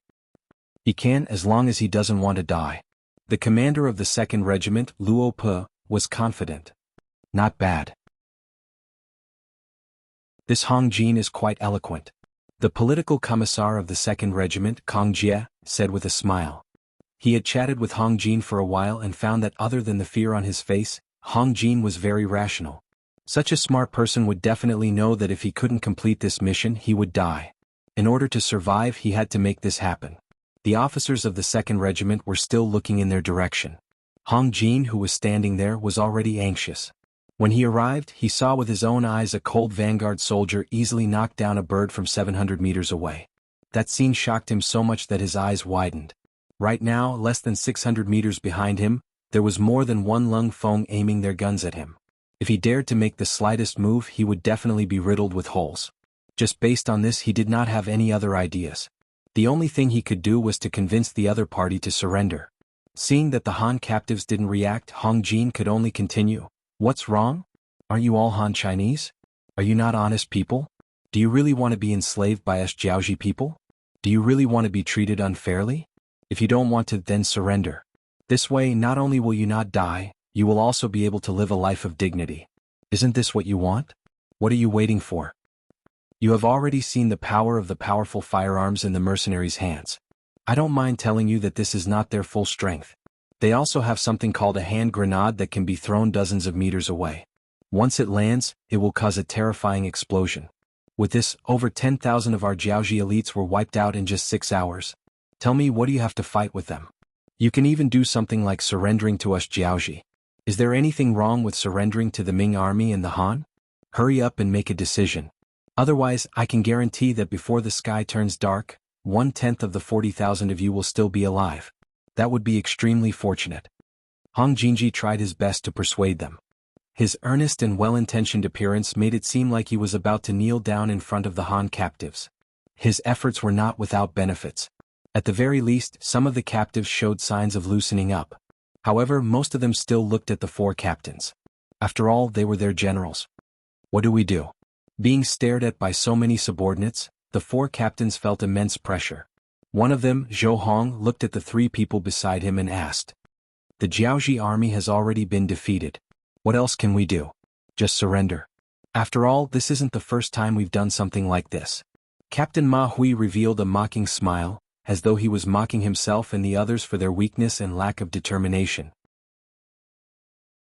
"We can surrender, but we should at least talk about some conditions.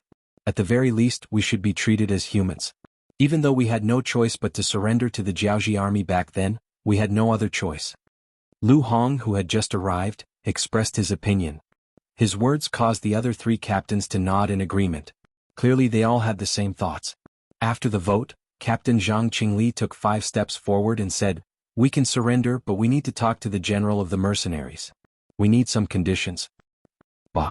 Just as he finished speaking, the sound of a gunshot rang out. Then, the sword at his waist fell from his body and fell to the ground. "You don't have the right to talk about conditions with us. Surrendering means surrendering." Following the gunshot, the political commissar of the 2nd Regiment, Kong Jie's voice rang out. After saying this, he turned to the regiment commander Luo Pe and said, "The marksmanship of the Ghost Sniper Squad is truly amazing. In the future, if we have the chance, we should also train a few sharpshooters. They will be very useful." Chapter 473. That's right. He nodded as if he had experienced the same thing. Luo Pe knew that the shot just now was fired by the Ghost Sniper team who had rushed over to provide support. From a distance of at least 700 meters, one shot was able to hit the opponent's saber without hurting anyone. This marksmanship was really amazing. Luo Pe and Kong Jie both sighed at the beauty of this shot, not to mention the Han captives. After witnessing this amazing marksmanship, they were all dumbfounded. Then their faces were filled with terror.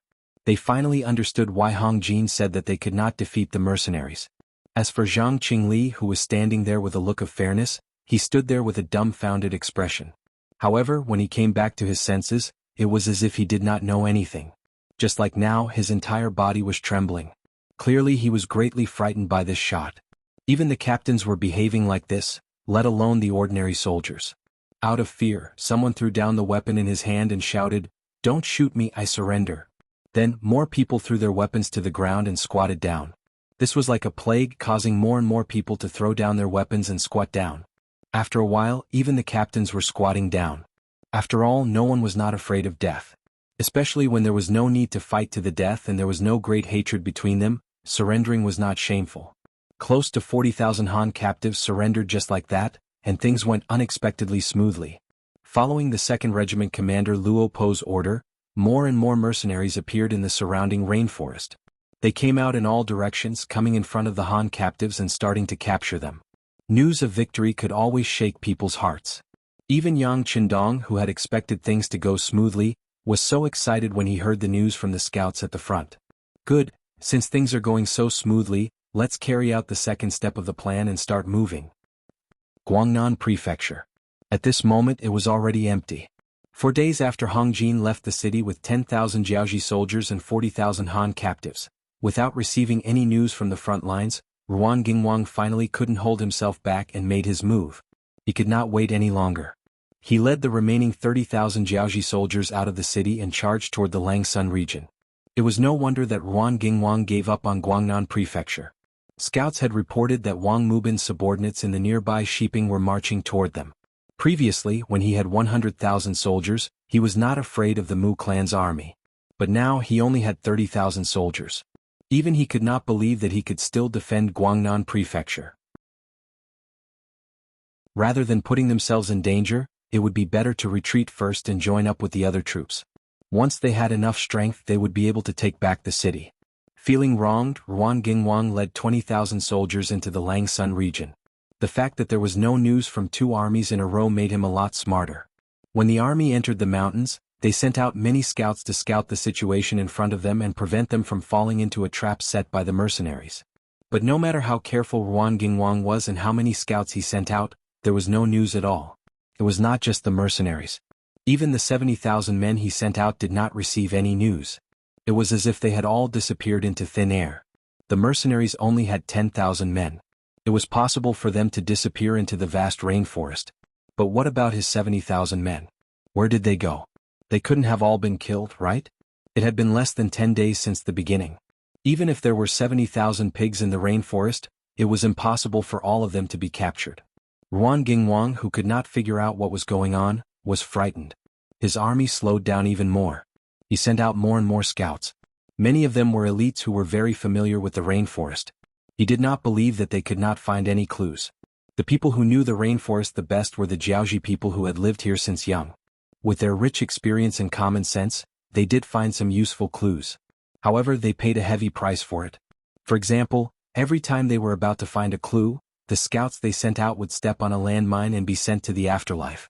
This wasn't the first time such a thing had happened. In fact, It would happen dozens or even hundreds of times in a single day.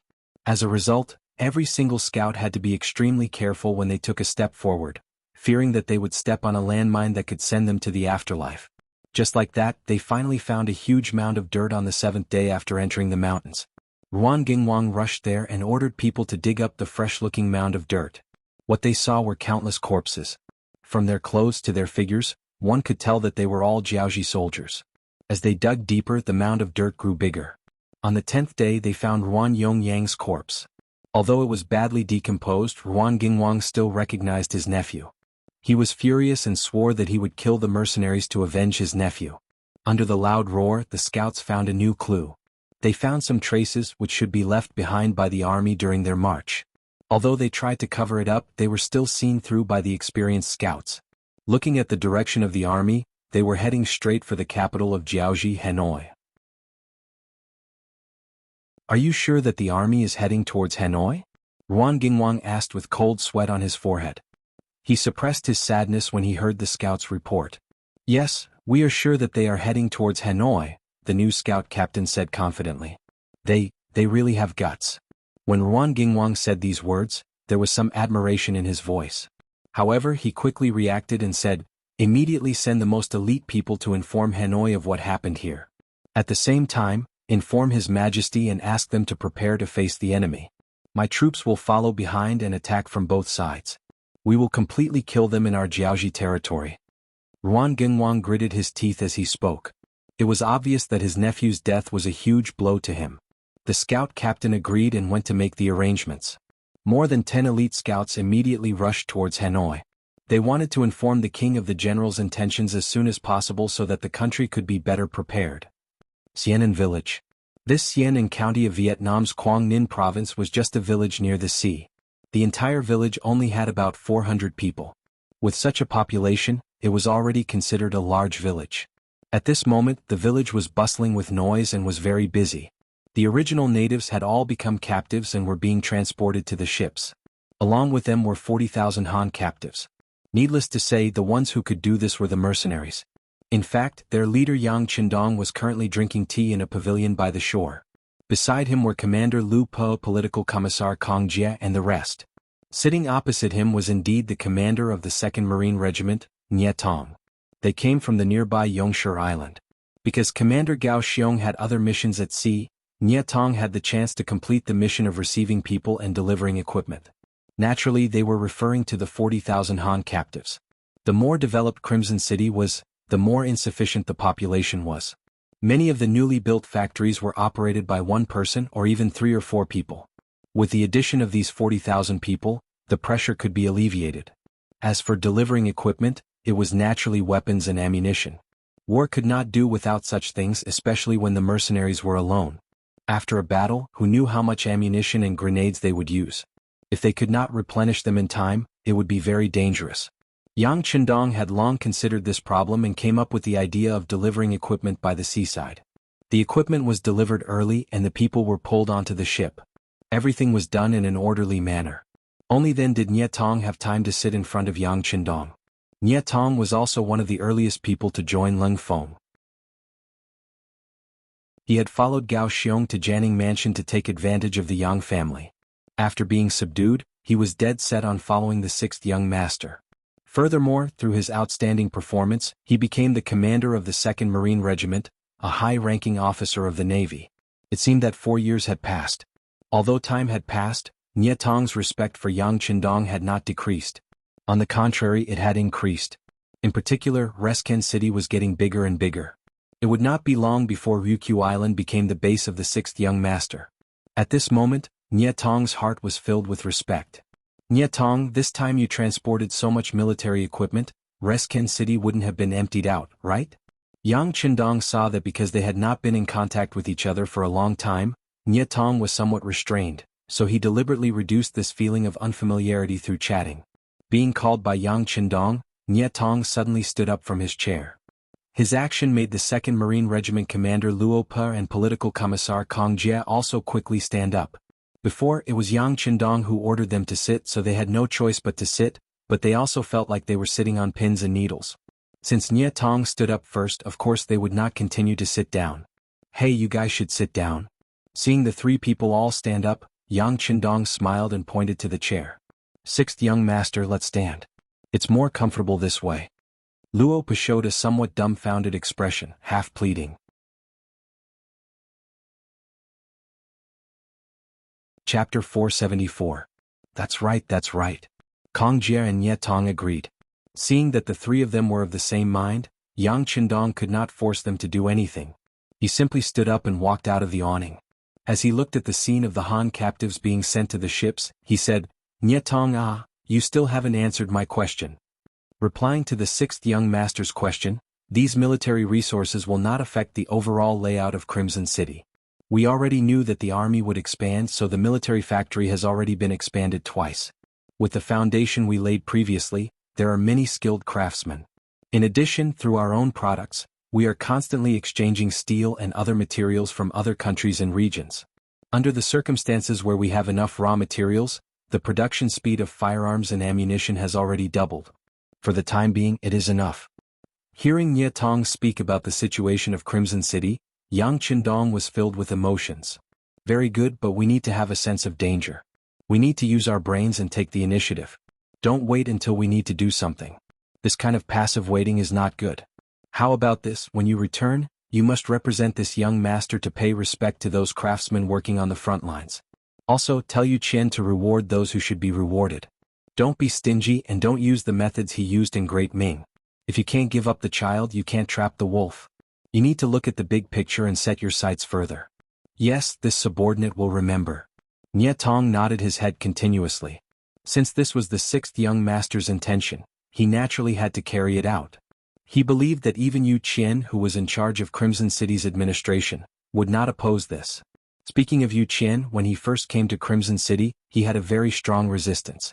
If not for the safety of his family, he would have thrown himself into the sea to commit suicide. But when he really had nothing to do and started to come into contact with this new city, the more he understood, the more attractive it became. After knowing that this was a government that worked for the welfare of the Han people, and after being enlightened by his family and friends, especially when he saw more and more people smiling brightly, he was finally tempted. Upon learning that Yu Qian intended to contribute, Yang Qindong, who was still in the Yang clan in the north, gave the order to hand over the administrative authority of Crimson City to Yu Qian so that he could take a look.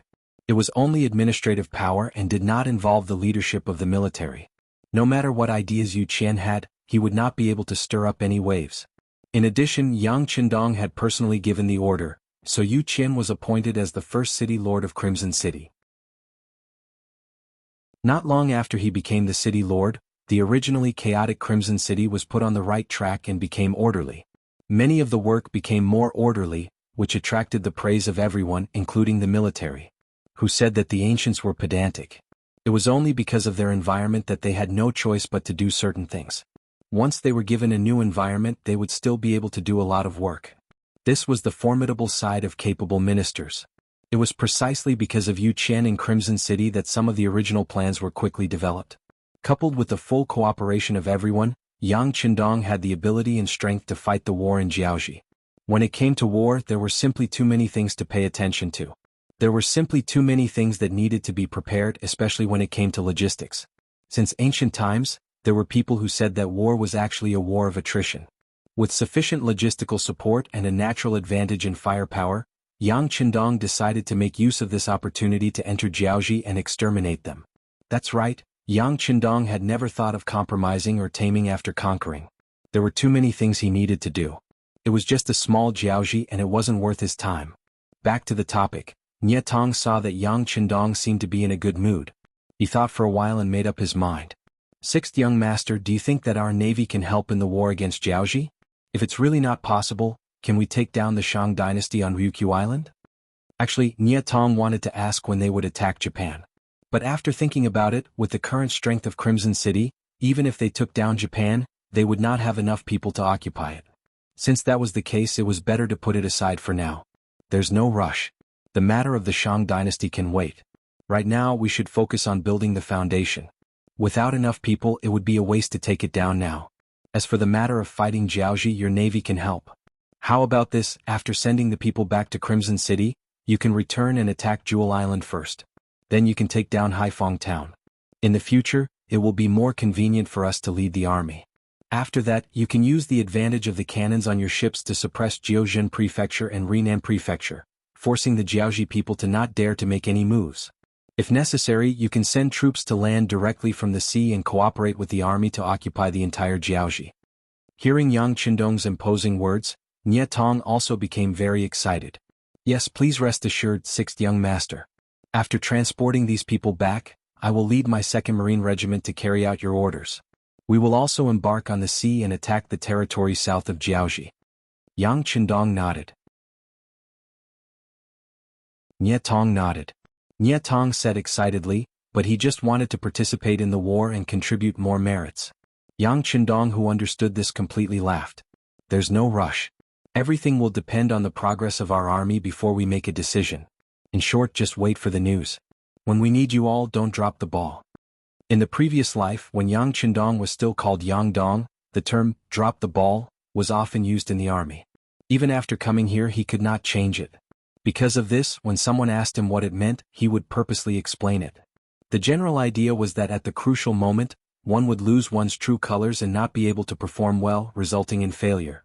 Nie Tong, who had also heard of the term, drop the ball, immediately patted his chest and said with a tone of assurance, "Sixth young master, rest assured our navy will definitely not drop the ball." Ah, that's good. Yang Qindong's hearty laughter rang out, echoing across the coastline of Xianan village. Yang Qindong had already escorted the 40,000 Han captives to Xianan village, completely shaking off their pursuers. However, Ruan Gingwang, who knew nothing about this, was still excited because he thought that he had captured the main force of the mercenaries. That's right, the scouts of the Jiaozhi army were quite capable.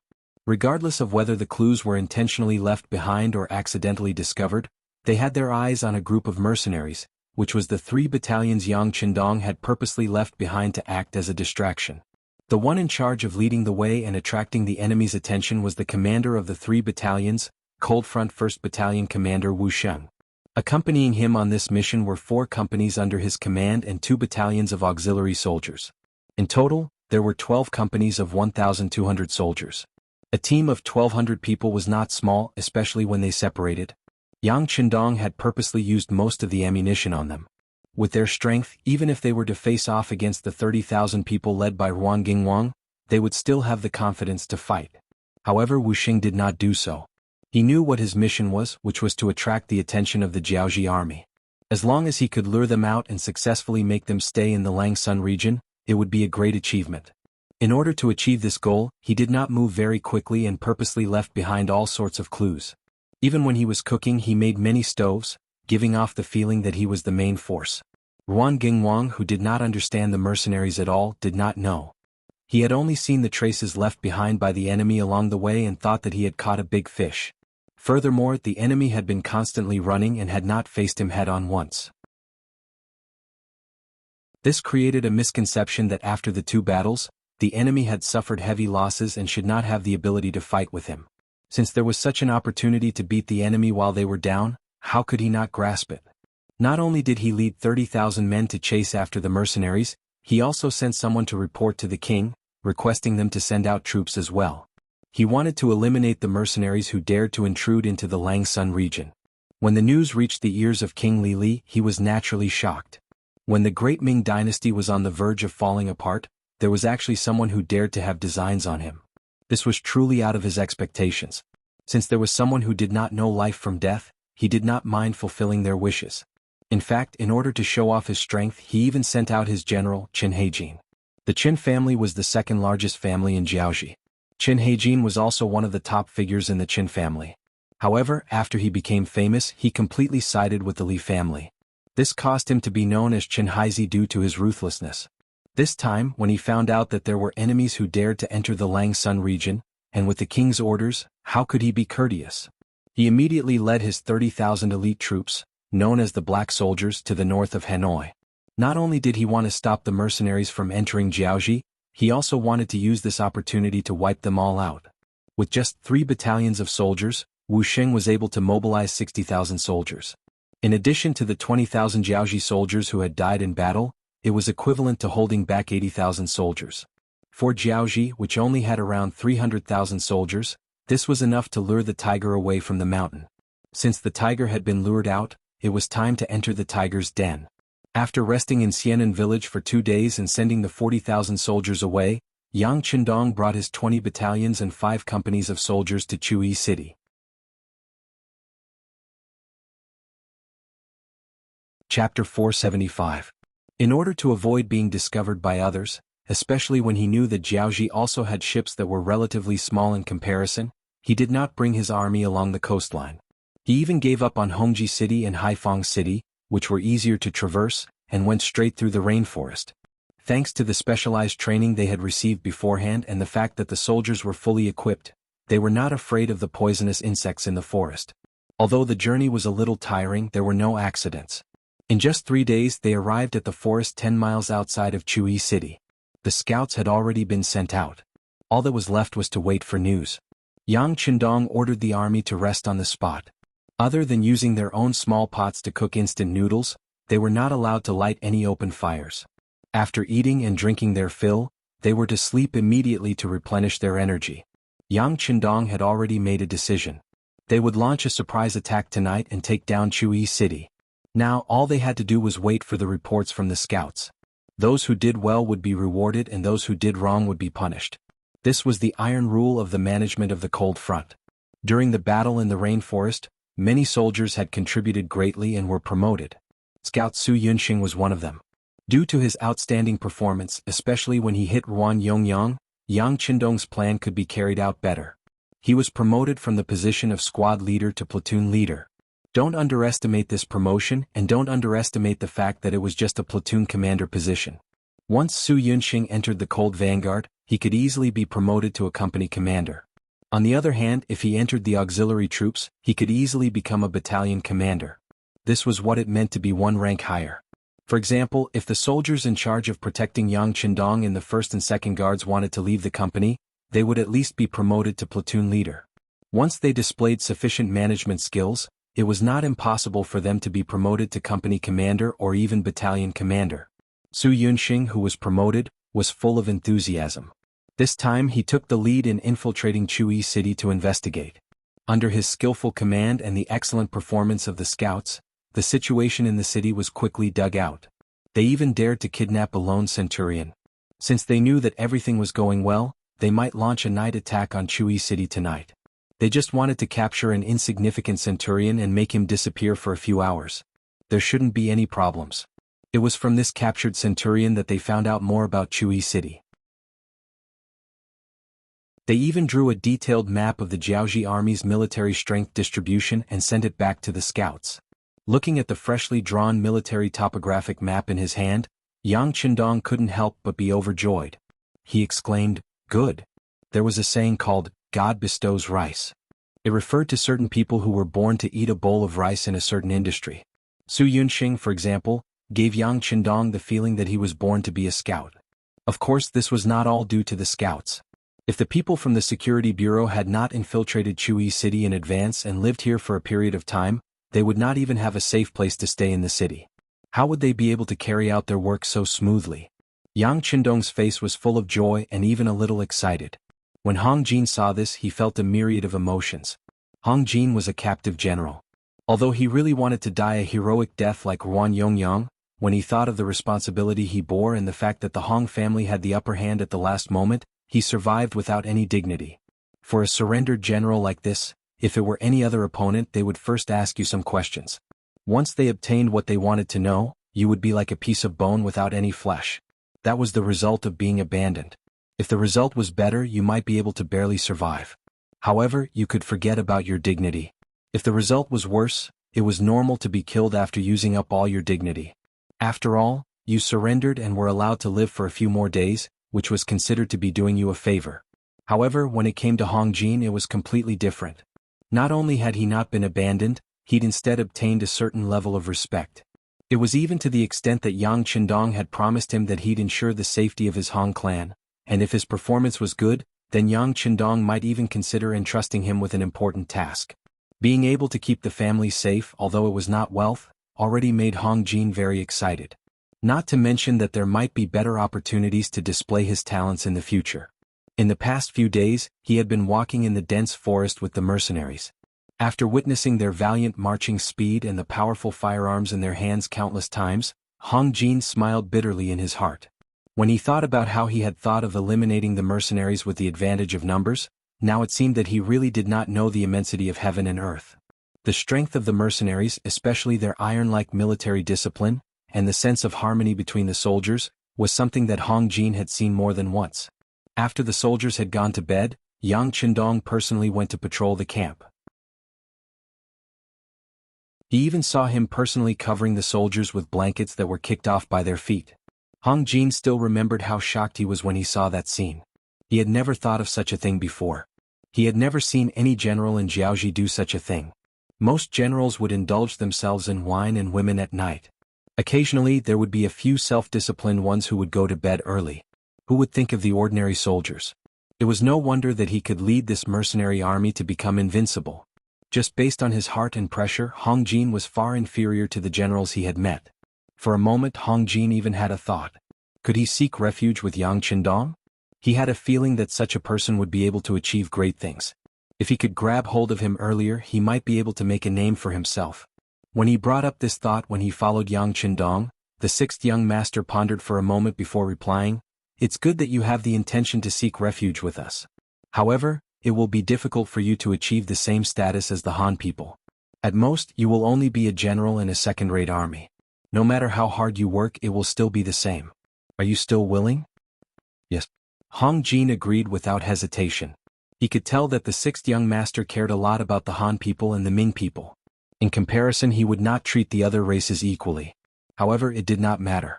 If he could become a general in a second-rate army, it should be a very prestigious thing. At least he would be able to ensure the safety of the Hong family.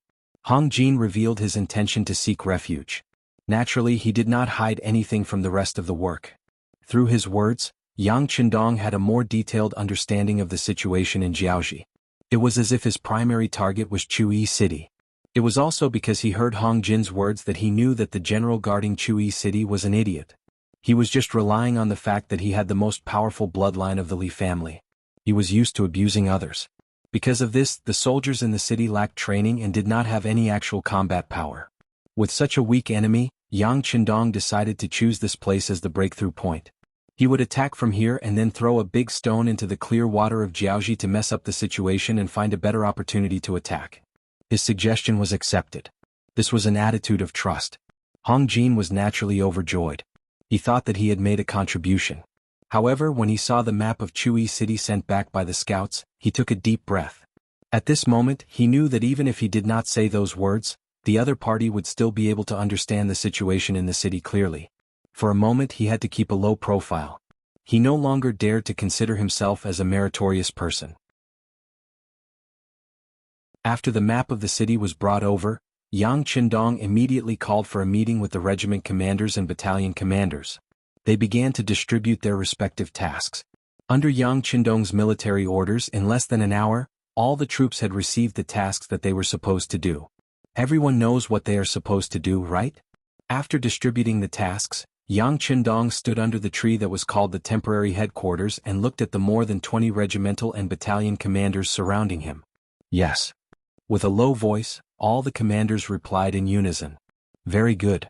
Yang Qindong also spoke in a suppressed voice. His voice did not need to be too loud as only the commanders could hear him. "When you attack and occupy Chui City, you must remember that you can kill the soldiers and civilians who resist. As for those who surrender, there is no need to kill too much. What we lack the most now is people." "Sixth young master, what if the commoners resist with all their might?" a battalion commander of the auxiliary barracks asked. He had heard before that when the great Ming dynasty attacked and occupied Jianghu in the past, the entire population was a soldier. Sometimes even the children of the elderly would fight back with all their might. This caused the great Ming army to suffer quite a bit. Didn't I say just now? As long as they resist, regardless of their identity, kill them. When Yang Qindong said this, he recalled the self-defense counterattack in his previous life. At that time, who knew how many lovely people had died in the hands of the elderly, women, and children? However, even so, he still forgave them in the spirit of humanitarianism. Yang Qindong would learn from the experience of his predecessors. If these people did not resist and obediently listen to him, it would be fine. However, if they wanted to resist and hurt his soldiers, then sorry, he would have to kill 100 of them. In any case, in this era the spread of information was very slow. There was no need to worry about how others would criticize you. As for human rights, even the great Ming dynasty divided people into different grades and ranks. What the hell is human rights?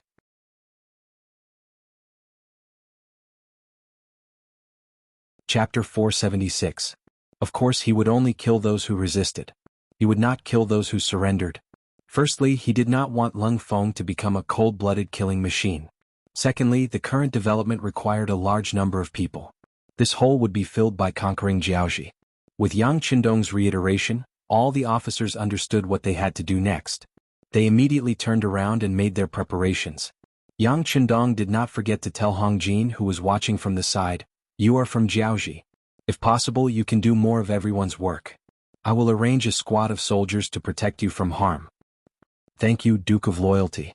Hong Jin will do his best." Hong Jin replied respectfully. After all, he was just an external general. He did not even have the right to address Yang Qindong as the sixth young master. He could only address him as Duke of Loyalty to show his allegiance. The sky was getting darker. Lung Feng, the auxiliary soldiers, and the temporary auxiliary soldiers had already rested and were making their own preparations. The next thing they needed to do was to wait until the time was up before they began to attack the city. It was not accurate to say that they were attacking the city. This was because at midnight, when many people had already fallen asleep, the south gate of Chui City was opened from the inside. Then a bright torch circled the city gate 3 times. This was the signal to enter the city. It meant that Su Yunxing and the scouts had taken control of the city gate. The Yang family troops who were already prepared entered the city in an orderly manner. After they carefully entered the city gate, they were led by the scouts who were already prepared and rushed to their respective destinations. After entering the city, they went straight to their target. Everything was done in an orderly manner. Many people did not know that the army had entered the city. It was not until gunshots were heard from the granary where the military supplies were stored that the whole city became lively. Li Zhe was the general of Chui City who had the bloodline of the Li family. While he was still lying on the big warm bed with a beauty lying beside him, the door of the bedroom was suddenly pushed open from the outside. This movement instantly woke him up and he shouted loudly, "Who is it?" General, someone has broken into the city. Let's run." The ones who came were the guards of the general's mansion. To be able to become a general's bodyguard, they were naturally 1 in 100. Their vigilance had always been stronger than ordinary citizens and soldiers. When the city suddenly became chaotic, they felt that something was wrong. When they came out of the residence and came to the street, they vaguely saw an army approaching. They knew that it must be the enemy. After all, it was impossible for friendly forces to enter the city in the middle of the night without even saying hello. It was precisely because they knew that it might be the enemy that they rushed into the general's bedroom and shouted without regard for their status. Enemy? Where did the enemy come from? Li Zhe, who was still not fully awake, asked in confusion. But just as he finished speaking, before the guards could even open their mouths to explain, a very crisp gunshot suddenly rang out from the courtyard. The moment the gunshot rang out, the few people in the bedroom instantly felt their hair stand on end. They did not expect the enemy to break into the residence so quickly. Li Zhe, who was startled by the gunshot, was stunned for a moment. He did not ask any more questions and hurriedly put on the clothes he threw on the side of the bed. As he was putting on his clothes, he shouted, "What are you all standing there for? Hurry up and gather your men. Open up a bloody path for the general." Li Zhe was still shouting when the sounds of killing and gunshots outside were getting closer and closer. Just as he finished putting on his clothes and did not forget to hang his sword on his body, the guards outside the house started wailing one after another. As the only general's residence in the city, it was naturally the focus of attention. The ones carrying out this mission were Qin Bo's troops from the 2nd Battalion of the 2nd Regiment of the Cold Vanguard. First, they completely surrounded the place. Then they broke down the door and entered the mansion. Once they entered, anyone who raised their weapons and refused to surrender, regardless of who they were, whether they were male or female, old or young, they were all shot to death. The 95 style continued to spew out tongues of fire in the night. Soon, the number of Jiaoji soldiers who fell under the muzzle of their guns increased to 100. Under the waves of gunshots, the people finally became obedient. They knew that the people who came were not joking with them. Some of the more courageous ones who were afraid of death threw their weapons to the ground and squatted on the ground obediently, becoming captives. After a series of gunshots outside the door, a few tall figures rushed into the bedroom and saw General Li Zhe trembling all over. Li Jia was only promoted because of his family's connections. He had never fought a proper battle before. How could he have seen such a scene? Seeing the guard who reported the situation to him just now lying in front of him covered in blood, his mind was completely blank. He did not know what to do. Remove his weapon. Although the cold vanguard did not know Li Jia and did not know what he looked like, they could tell that he was a big fish just by looking at his clothes. The squad leader who rushed in immediately grabbed Li Jia's sword and pressed him to the ground. Following the capture of Li Jia and the capture of the general's residence, the entire Chui city basically gave up all resistance. From the beginning to the end, it only took 3 hours to take control of the city. When Yang Qindong entered Chui city under the protection of the first and second guards, the city had already been completely taken over. Other than the Yang family soldiers who were cleaning up the bloodstains and corpses on the streets, there was only one soldier who was standing guard 20 meters away. Luopa had also brought a group of officers to wait for Yang Qindong. When he saw the sixth young master coming over, he jogged forward to report the results of the battle. Reporting to the sixth young master, the entire Chui city is already under our control. Right now the 4 gates are tightly shut. Without orders no one can leave. The general of Chui city, Li Jia, has also been captured alive by us and is now being locked up in their residence. In this battle, we have killed approximately 1,300 people who resisted and seized all kinds of military resources. Listening to Luopo's report, Yang Qindong nodded from time to time. After the other party finished, he said happily, "Very good, you have done well. Your military achievements will be recorded and you will be rewarded according to your contributions. By the way, how are our casualties?" Reporting to the sixth young master, "We only injured a dozen temporary auxiliary soldiers. No one died in the battle." When he said this, Luopo was still very excited. Not bad. Hearing that there were no soldiers who died in the battle, Yang Qindong's face flashed with obvious satisfaction. Nowadays the soldiers were more and more able to keep up with the rhythm of the war. During the battle in the forest of Langsun, more than 20 auxiliary soldiers and temporary auxiliary soldiers were killed or injured. To be able to win this battle with 0 casualties was enough to make people feel gratified. Seeing that Yang Qindong was in a good mood, Political Commissar Kong Jie, who was standing at the side, hesitated for a moment before taking a small step forward to report. "Sixth young master, we have found many Han people in the city. They are not living well. Many of them don't even have clothes to cover their bodies. What do you want to do with them?" Yang Qindong's originally gratified and happy expression completely disappeared at this moment. He thought that the Han people in the outside world would not be living well, but it was out of his expectations that they could not even wear clothes. "How many people are there?" Yang Qindong's voice sounded in a low voice. "We have roughly calculated there are about 1,000 people. There should be some that we have not found yet." After all this time, their main objective was to attack and occupy the city. They really did not have much time to observe other things. "Where are they? Bring me to them." When Yang Qindong heard that there were so many people and that not all of them were found, his frown deepened. According to Hong Jin and the information sent by the Security Bureau, Chui City was not very busy. Even the entire population of the city was only 20 to 30,000 people, and this was in addition to the 2,000 city guards. However, there were more than 1,000 people who were captured. Wouldn't that be 20 to 30% of the total population? It was definitely not a small number. Yang Qindong wanted to take a look at the captured Han people. Kong Jie originally wanted to stop him, but he thought that there were some things that should be seen clearly by the young master. This would be of great help to the sixth young master. He nodded and led the way. Under the protection of a group of Lung Feng, Yang Qindong turned 2 corners and arrived in front of a large courtyard. Looking at the courtyard, he knew that this was the place where the Han people gathered. Kong Jie was extremely meticulous with his arrangements.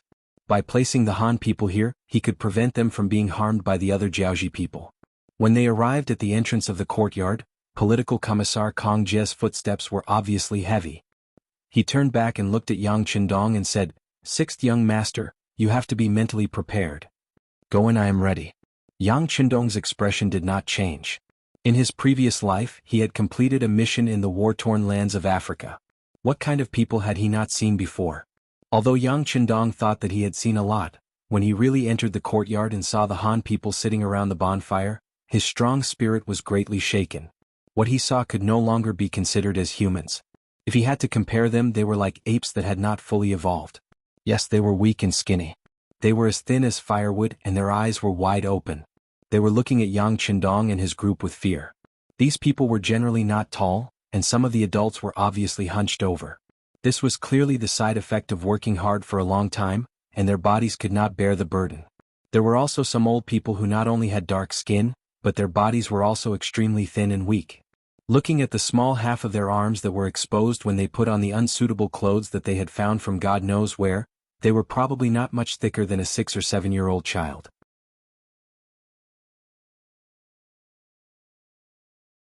Chapter 477. There were also a small number of children. They were extremely thin and weak. At a glance, one could tell that they were malnourished and their body proportions were severely out of balance. There was also a young man who looked like he was 6 or 7 years old. He weighed less than 15 kilograms. His large head formed a stark contrast with his small body. If there was a video camera here, if this scene could be recorded and shown to the other Han people, the women would cry non-stop, and even the men would feel very uncomfortable. Just like the group of people standing beside Yang Qindong. Many of them had tears in their eyes. Some of them even had bloodshot eyes. They looked as if they were about to kill someone. These Jianghu people deserved to be hacked to death. Tiger's mane was very close to Yang Qindong.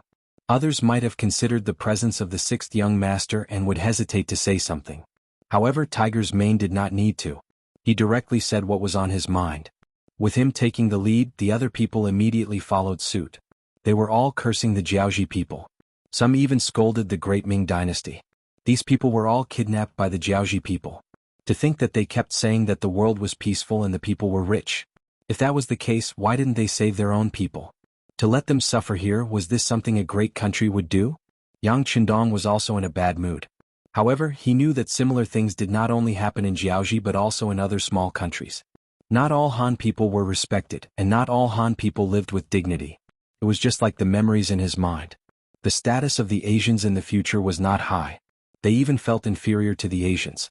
They felt that they could not compare to the Europeans. Even if the country was strong, this mentality was still in the hearts of many people.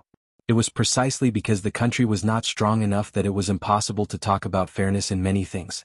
Whether it was in the military, science and technology, or business and agriculture, this could be especially reflected.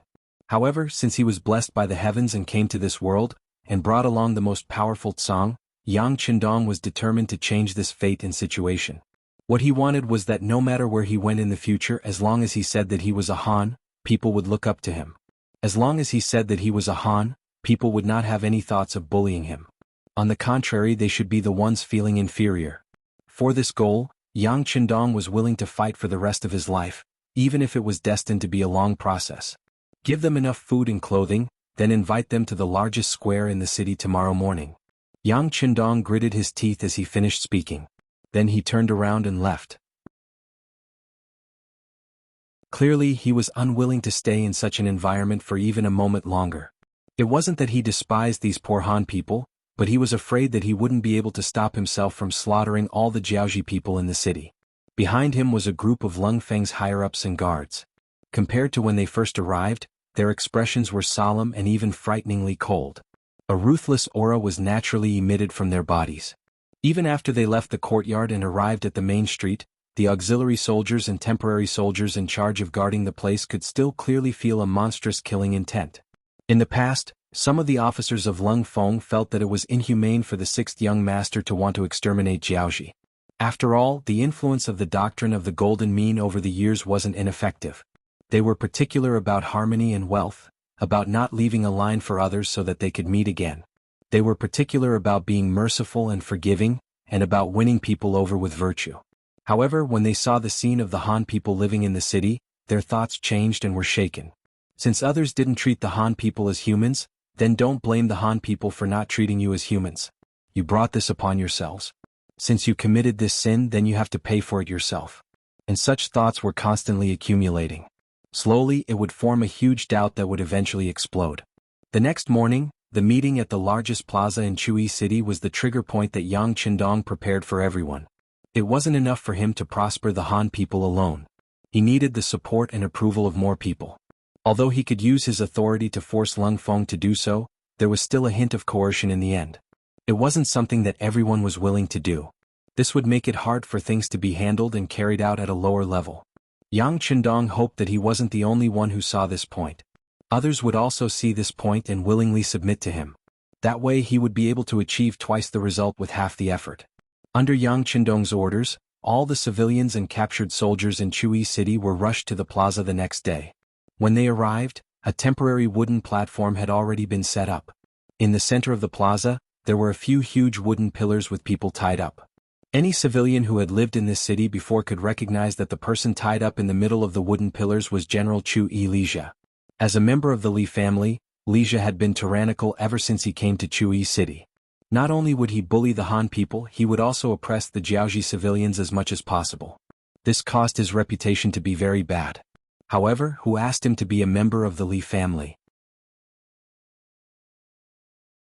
Most people were angry but didn't dare to say anything. So when they saw him tied up there, many people, including many Jiaoji civilians, were very happy. This was what they meant by, "Those who commit too much injustice will bring about their own destruction." If one day you separated yourself from the people and always put yourself on a pedestal, then the day you fall would not be far away. The person tied up in the middle was Lixia. On his two sides were his loyal subordinates and some black-hearted merchants in the city. It was precisely because of their protection that the common people's lives were so miserable and grievances could be heard everywhere. Because of this, even though there were more than 30,000 people in Jiaoji near the plaza, there wasn't much chaos. This made some of the officers who went to the courtyard last night feel like they couldn't vent their anger. More and more people gathered. Even some Jiaoji soldiers were brought here. Compared to the civilians who were still relatively free, they were much more miserable. There were 20 people tied up on a rope. They were brought here with their bodies pressed against each other. It was as if they were wearing candied haws on a stick. Behave yourselves. Kill anyone who doesn't behave. The Lung Feng soldiers who were watching over them spoke with ferocious expressions, causing the Jiaoji soldiers who had witnessed their might to become extremely obedient. Even when they saw their general tied up on a wooden pillar, not a single one of them had any intention of stepping forward. Compared to the state of these captives, the treatment of the 2,000 Han commoners was much better. They could stand near the nearest wooden stake, and even eat the breakfast given by the army while gesturing with their fingers. They appeared to be very comfortable and relaxed. That's right. After the night, when the count of Han people started in the morning, there were a few hundred more people. There were a total of 2,000 Han people. These people spent the night in apprehension. Even though they knew that Chui City had changed hands and that it was very likely that the Ming army was coming, they didn't dare to take the initiative to step forward. After all, the Ming army was the Ming army, who said that they would definitely stand up for them. It was only this morning that more of the villagers found them and told them about how they had been treated the previous night. They had food, drinks, and even a good night's sleep. Only then did everyone start to believe them. More people started to come out. Now they gathered together and wanted to see what these Han soldiers who claimed that they weren't part of the Ming army were going to do.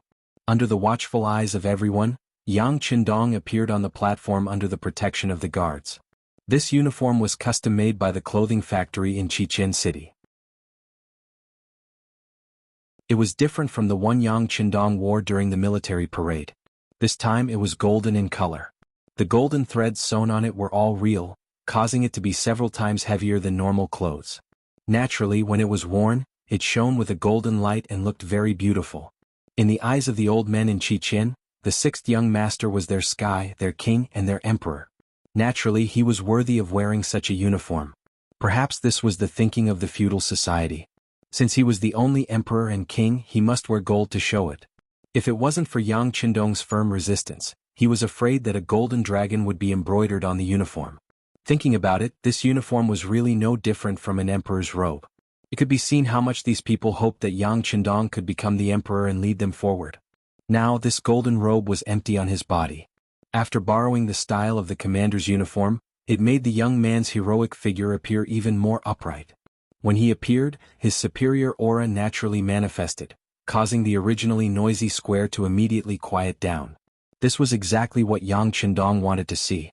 As he stretched his hand behind him, Beta Persei arrogantly brought out a loudspeaker that he had specially rushed out last night. This could play a better role in amplifying the sound. Holding the loudspeaker in his hand, Yang Chendong looked at the more than 40,000 soldiers in the square. He felt extremely excited and shouted majestically, "Long live Lung Feng! Long live the auxiliary soldiers! Long live the temporary auxiliary soldiers! Long live, long live, long live!" After a moment of silence, the sound of an earth-shattering echo echoed.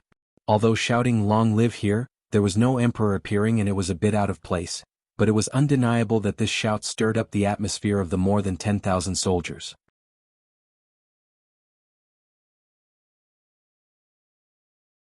Chapter 478. The excited shouts seemed to be contagious, causing many citizens of Jianghu to have the urge to shout as well. This was human nature. Most of the time, things had nothing to do with them. However, when the people around them were doing the same, they would follow suit. There was no need to ask why because there was no reason at all. After more than a dozen shouts, Yang Qindong once again placed the megaphone by his mouth. The crowd suddenly quieted down. It was so uniform that it created a huge psychological pressure. This kind of pressure was something that those who had never experienced personally would never be able to experience. Brave warriors, with your combined efforts, we have finally stepped into the Jianghu nation today. Chui City is the first city that we have conquered, but it will definitely not be the last. It will not be long before we set foot on this entire nation and completely trample them under our feet. Long live, long live. As soon as his voice fell, tens of thousands of people shouted in unison, shaking the eardrums of everyone present. The megaphone was raised again and the sound was suppressed. Then Yang Qindong looked at the crowd and began his speech for the day. The rise and fall of the nation is the responsibility of every man. In the long river of history, there are countless heroic deeds. Patriotic figures are shining like stars. During the Warring States period, there was the great patriotic poet Chu Yuan, the national hero Yu Fei Wen Tianxiang and so on. They were loyal to the motherland and loved the people. They were not afraid of demotion or sacrifice. They were loyal to the nation and loved the people. They were not afraid of demotion or sacrifice. However, today I do not wish to talk about how glorious we were in the past, nor do I wish to talk about how great the ancients were. Because right in front of us are our fellow countrymen who have been victimized. Everyone please take a look at them now. Do they have any pride as Han people? Could it be that when you look at them you can feel the pride of being a soldier? As he spoke, Yang Qindong pointed at the 2,000 Han people in front of him. Most of them had already put on new clothes with the help of Lung Feng. At the very least they could cover their skin and prevent it from being exposed. But those clothes were obviously new, and they didn't fit her at all. Moreover, even if she was wearing clothes, it still couldn't prevent everyone from seeing her thin body underneath. Their emaciated faces were telling everyone that they were not doing well at all.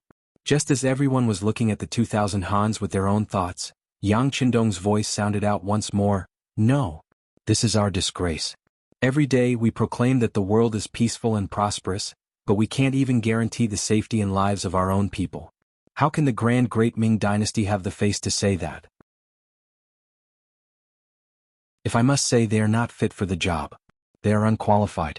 They took the taxes that the people worked hard to pay for nothing. They let the people place their hopes on them for nothing. They became rulers for nothing. They are incompetent. If they can't even protect their own people, how can they talk about peace and prosperity? How can they talk about being a great country? How can they talk about caring for the world? What's even more hateful is that every time a country comes to the capital to pay respects to the emperor, they still have the face to take out large amounts of gold and silver and give them back. They even say that they are friends for generations and that this is the style of a great country. If we let them see the situation of our own people outside, I wonder if they will feel ashamed? Perhaps, perhaps not. However, we cannot place our hopes on them anymore. Since they are sitting in their high positions and not doing anything, then let's get out of the way and let those who are willing to do the work. And we are the people who are willing to do the work. At the very least, with our hard work, we will be able to let more of our own people live better and more dignified lives. At the very least, with our hard work, we will not be bullied or treated unfairly by others. At the very least, with our hard work, the Han people will become the true rulers of the world. Any kind people who want to be on good terms with the Han people will also be able to live a good life. When Yang Qindong spoke up to this point, he had already revealed his ambition. It was as if he did not put the great Ming dynasty in his eyes. However, the Yang family soldiers did not feel that there was anything wrong. In their opinion, no one was stronger than their sixth young master. Since that was the case, it would be best for the sixth young master to lead them. As for those who objected, they would have to experience the power of the guns in their hands. Even if you were made of iron, you would still be blasted into a sieve. Yang Qindong's speech continued. When he talked about personal dignity, he pointed at the Lung Feng brothers who were maintaining order and said, "They are the greatest army. What others can't do, they can do. What others can't think of, they can think of. In the future, with them around, we, the Han people, will become the strongest and most unique people in the world. No matter where we go, we will be respected by others. All the things that others have forced on us in the past, we will take it back 10 times, 100 times, 1,000 times. Today we will start with the enemies in Chui City who are hostile to the Han people. Men, bring down the daggers. Under Yang Qindong's shout, a company of 100 Lung Feng soldiers each carried a plate out. On each plate there was a dagger. There were a total of 1,000 daggers. This was the gift that Yang Qindong had prepared for the Han people. Didn't the ancients say that those who were evil to the core deserved to be stabbed 1,000 times? Well then, today was the real version. After the daggers were taken down, Yang Qindong looked at the 2,000 Han people with an encouraging gaze. Next we will read out the crimes. After you are convicted, you can take revenge. There are 1,000 daggers here. 1,000 of you can take them and cut the bodies of those who have bullied you in the past. Believe me, no one will convict you. Your actions are completely legal and reasonable.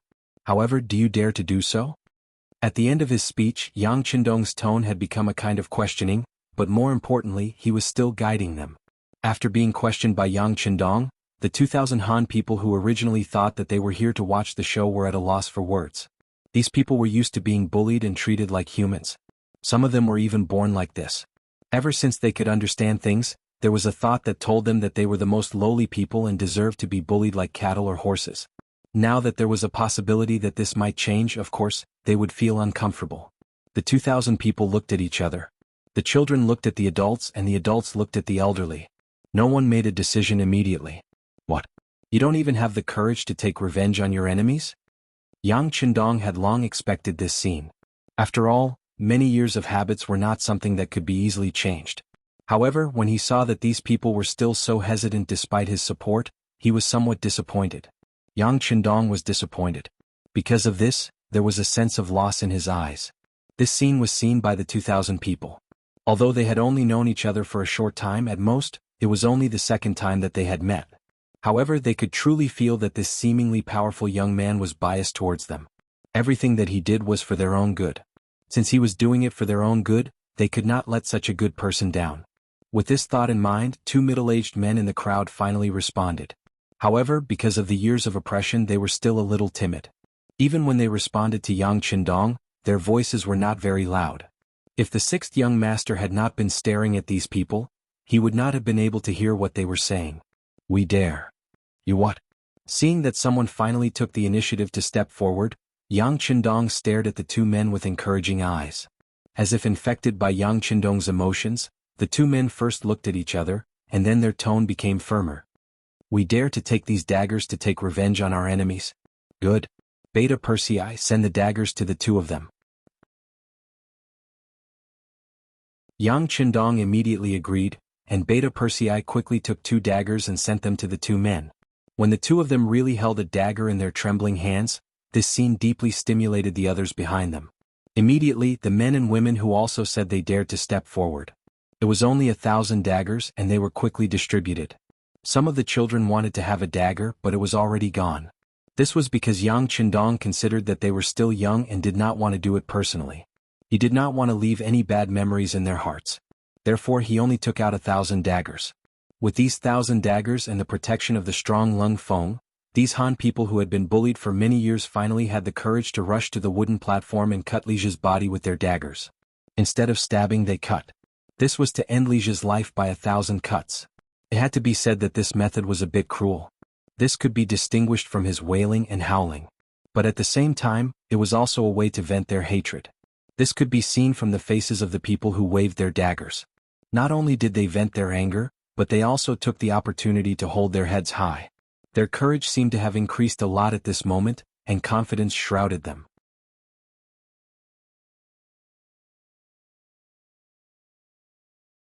Chapter 479. In the following period of time, Li was not the only one who enjoyed such treatment. The other influential people in Chui City who were tied up with him also enjoyed the treatment. Their status and identity were mostly obtained by oppressing the Han people. Now it was time for them to reap the benefits.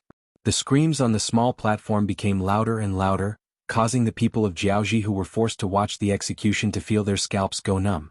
Because of this, there was some chaos. Some people even wanted to take the opportunity to resist and instigate others to attack the mercenaries. Since they were already prepared, the sharpshooters of the cold front quickly found the troublemakers. The sound of the 95 style was heard from afar. After killing dozens of leaders, the chaotic scene was completely suppressed. After seeing the soldiers shoot and kill without any explanation, everyone became more obedient for the sake of their own lives. Although they became obedient, it did not mean that they would be let off. As the next step was carried out, under the testimony of the Han people, the people of Jianghu who had bullied them were pulled out from the crowd one by one. Then they would be put on public trial based on the mistakes they had made. Those who were too vicious were beheaded on the spot. Those who did not commit too serious of a crime were sentenced to a term of imprisonment and would be brought to Chichen City in the future.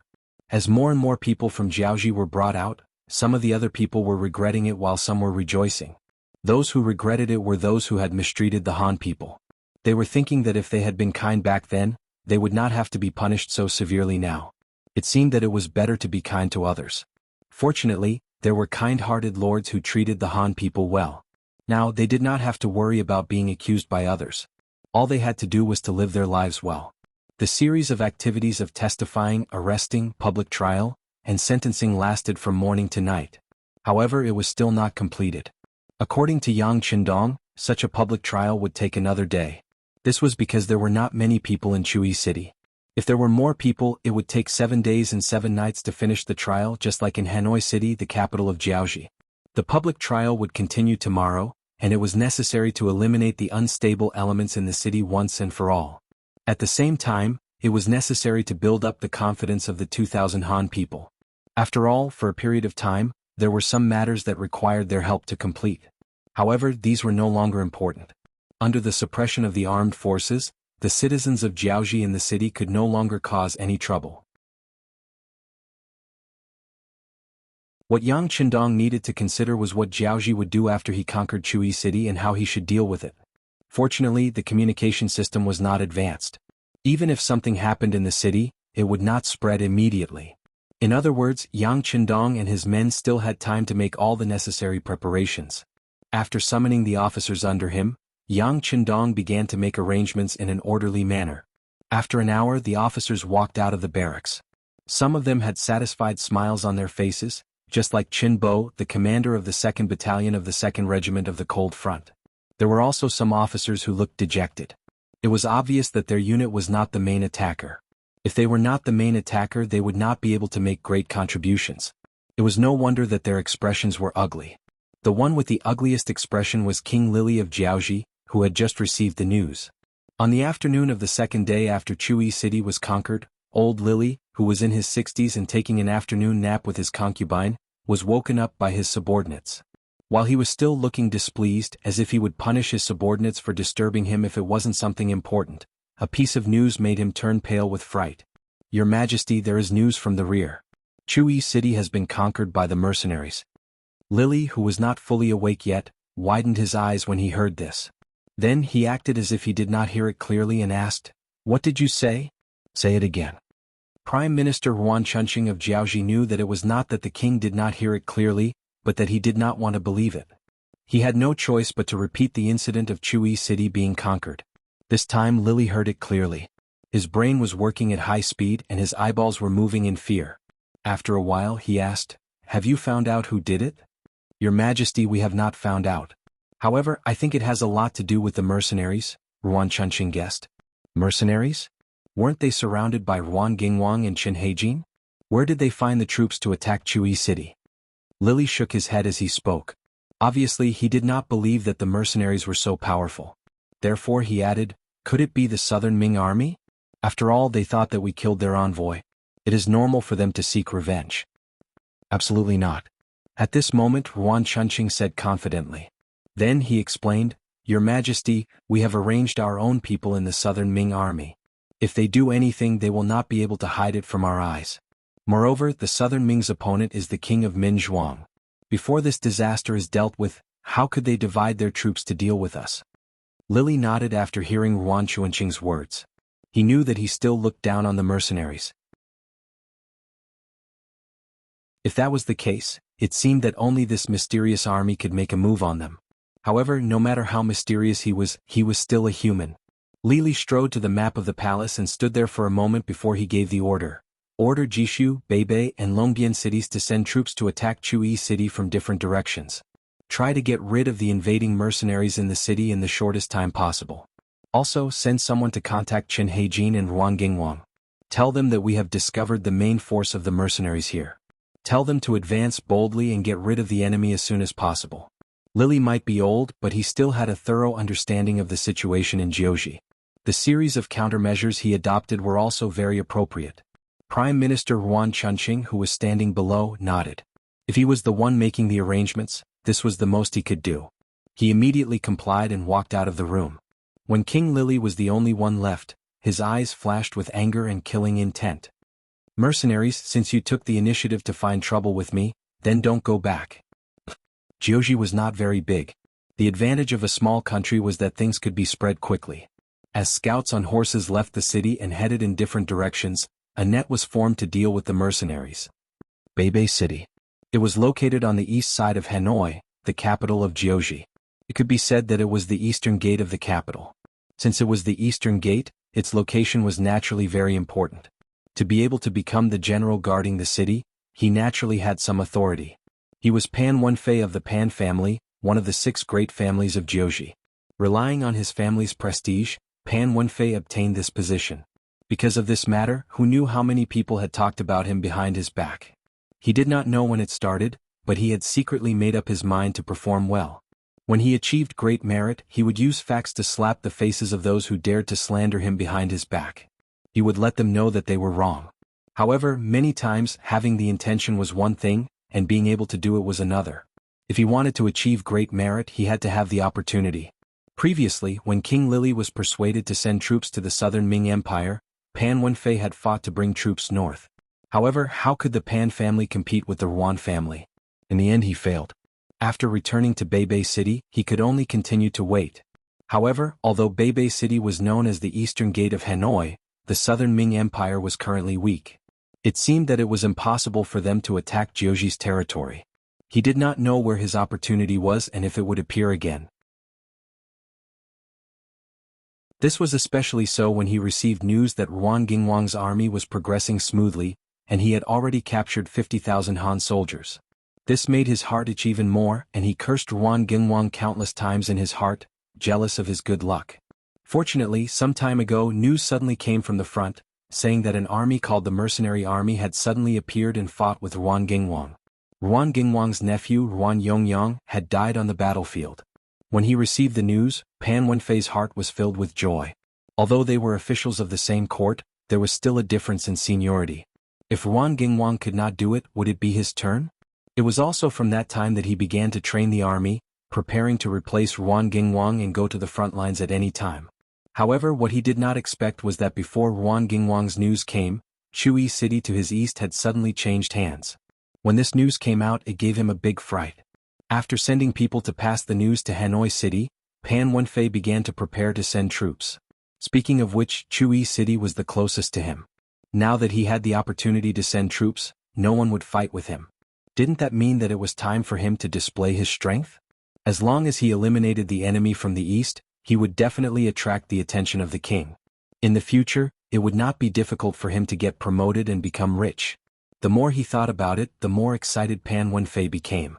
In a very short time he began to gather the troops and mobilize the military supplies. He could not wait to perform well. Sure enough, in less than a day King Li's order was passed down, allowing North Belt City to send troops to Chuyi City. At the same time they would take back Chuyi City and eliminate the invading enemies.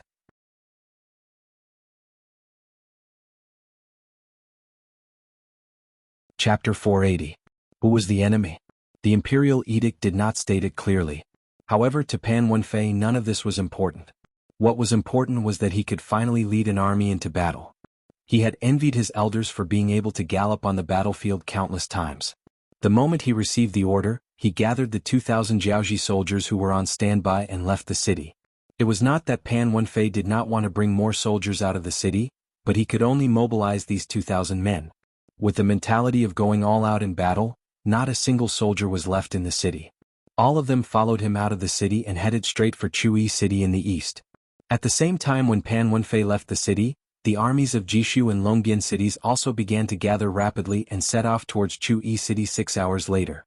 The only difference was that they only brought 1,000 soldiers and left half of their soldiers to guard the city. The 3 northern cities moved, and the scouts who had been staring at them quickly reported the information to Chu-Yi City's Yang Qindong. Seeing that the fish had taken the bait, Yang Qindong, who was facing the 3 armies, was not afraid at all. On the contrary, he laughed out loud. Very good, especially the North Belt City General Pan Wenfei's performance. It seems like you are quite accurate in judging people, Hong Jin. Yang Qindong laughed out loud. Hong Jin, who was standing respectfully at the side, lowered his head and replied embarrassedly, I was just lucky to have guessed correctly. It is still the Duke of Loyal and Courageous who gained from strategizing. Previously, Yang Qindong had listened to Hong Jin's analysis of the characters of some of the Jiaoji generals. When he talked about Pan Wenfei, he said that this person was a person who rejoiced in grandiose achievements. He always liked to talk about strategy on paper when he had nothing to do. Because of this, many people had laughed at him.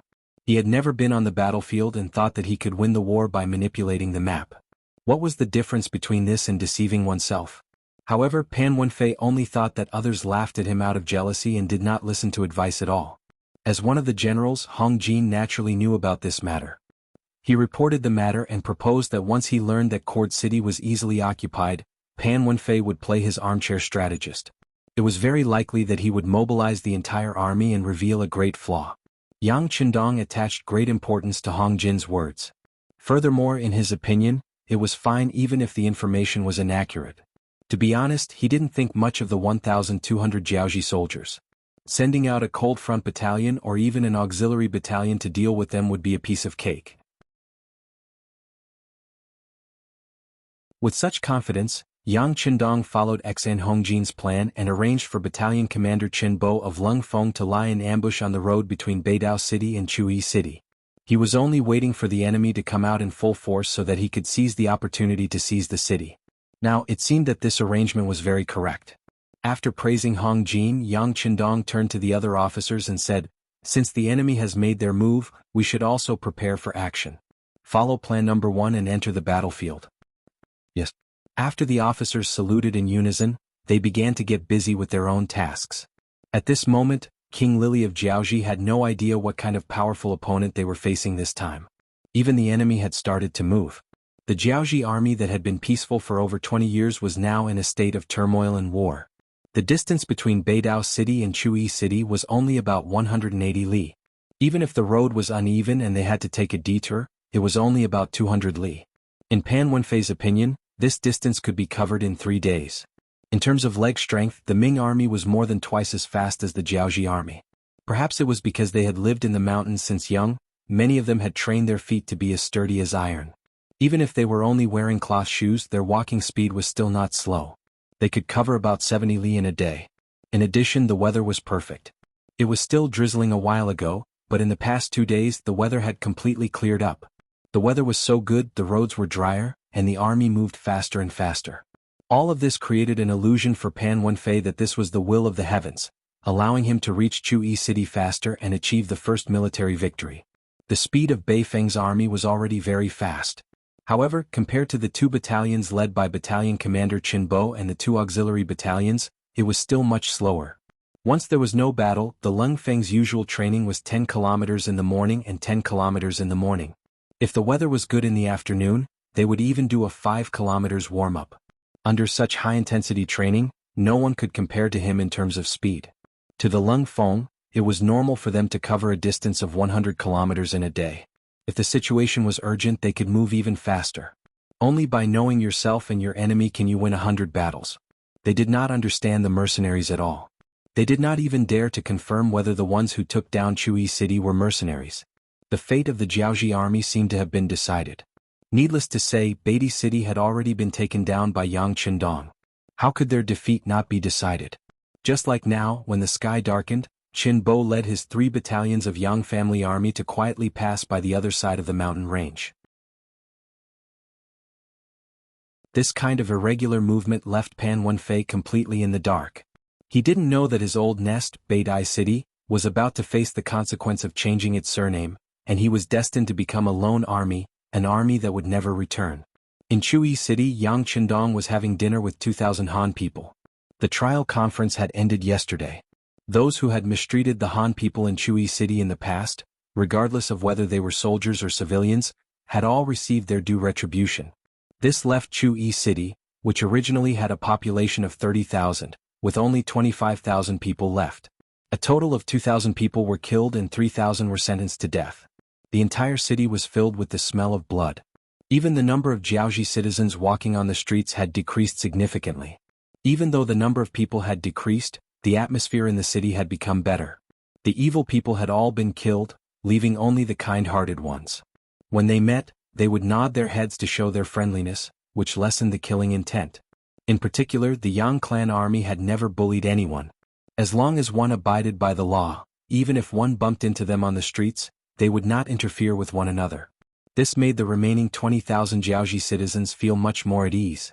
In addition, Yang Qindong had ordered the Yang clan army to open up the treasury of Chuyi City and distribute the stored food to the citizens on time.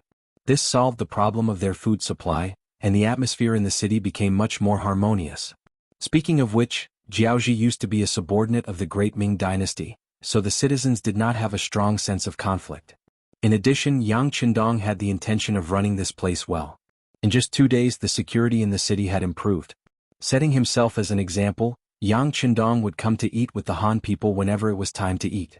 Under the influence of the good atmosphere, not only did the Han people feel warm, even some of the more daring citizens of Jianghu dared to come over and take a look at the young demon king who had killed people without batting an eyelid 2 days ago.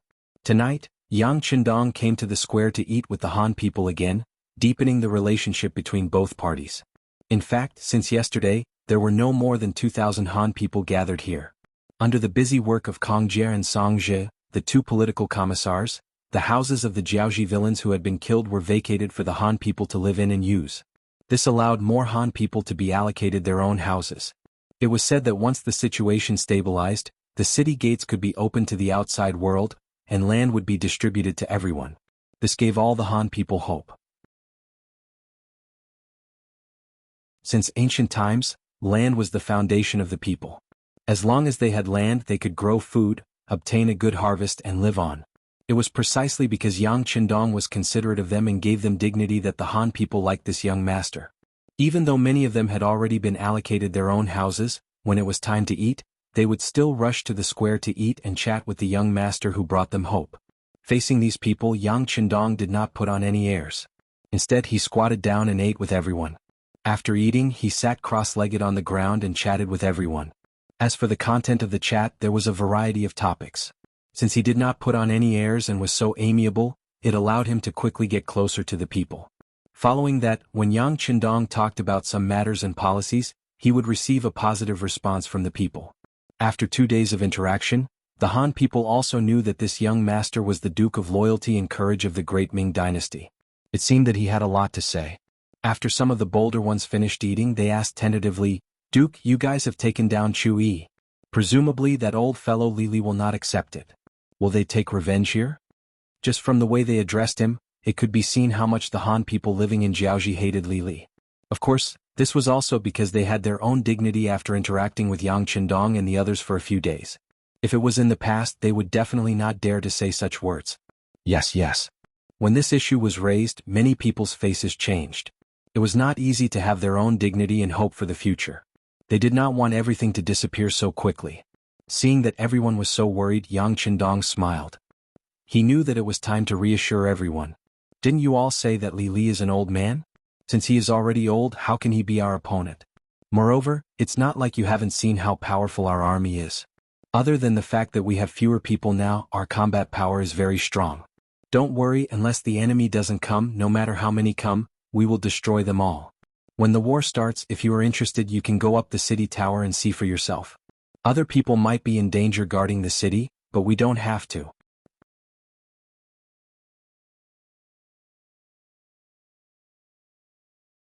Chapter 481. When they heard that they could go up the city gate tower to watch the battle, some of them became excited. However, when they thought that war was not so fun, they wanted to retreat. However, when they saw Yang Qindong's confident look, they did not feel that afraid anymore. It seemed that they could go up the city gate tower to watch the battle. Looking at the hesitant expressions of these people, Yang Qindong sighed in his heart. The revolution had not succeeded yet. Comrades, you still have to work hard. These Han people had been oppressed for too long. If he wanted them to regain their confidence and become the master of Jiaoji, he would need a lot of time and many things to do. However, since he was here, he had to succeed. Otherwise, if he could not even handle a small Jiaoji, how could he talk about giving the Han people dignity and happiness? How could he talk about conquering the world? Another night passed. The Han people in Chui City slept very well. They were slowly getting used to this feeling. It was also night time, but some people did not get any rest. They were the reinforcements from the north, Jishu and Longbian cities. Since the king had given the order, they had to carry it out. In terms of execution, the Jiaoji army was better than the Ming army. Perhaps it was because the Ming army had been split into two. Seeing that it was going to be split into three, the generals had long changed their minds. They were no longer as happy to carry out the orders of their superiors. The speed of the Jiaoji army was not slow, especially in the middle. They had the most soldiers and the highest morale. Under the leadership of General Pan Wenfei, they wanted to achieve the greatest merit. They were the first to set off and were now less than 10 li away from Chui City. Seeing that the target was right in front of him, Pan Wenfei had a bold idea in his heart. Could he take advantage of the night to attack? If that was the case, he would be able to take down Chui City before the other reinforcements arrived. That would be the greatest merit. Once this idea appeared in his mind, he could not get rid of it. Pan Wenfei, who was stimulated by the military merit, quickly made a decision. He then ordered the army to start resting. Everyone eat first and rest well. After 4 hours we will begin the siege. At that time all the credit will belong to us brothers. As Pan Wenfei rode his horse through the army, he explained his plan. The 2,000 Jiaoji soldiers were extremely excited. They didn't know how powerful Yang Xie's new army was. They had been staying in Beidai City for a long time, and they thought that they were the strongest soldiers in the world. Under such a mindset, one really dared to think of anything and do anything. However, one never considered whether one had such a big appetite and could do such an important thing. The scouts who had been keeping an eye on the soldiers in the north suddenly realized that they had stopped moving. They were still 10 li away from Chui City. Logically speaking, this shouldn't be the case. If it were them, they would at least stop at a distance of 5 miles from the city gate to rest and reorganize. This way they would be able to achieve twice the result with half the effort when attacking the city tomorrow morning.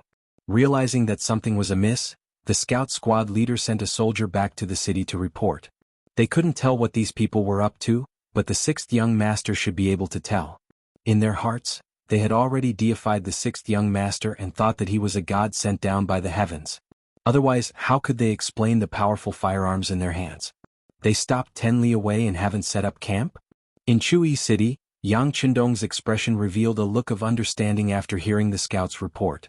After all, he had attended a military academy in the future and had studied countless battles since ancient times.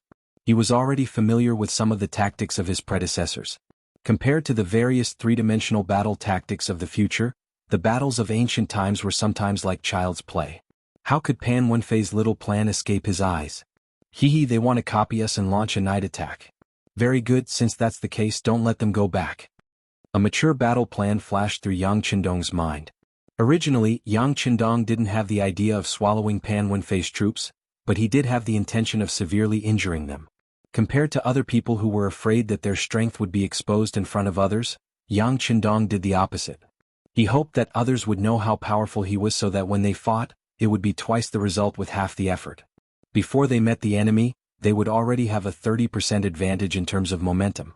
With this thought, Yang Qindong needed someone to spread the news of the bravery of the Yang family army.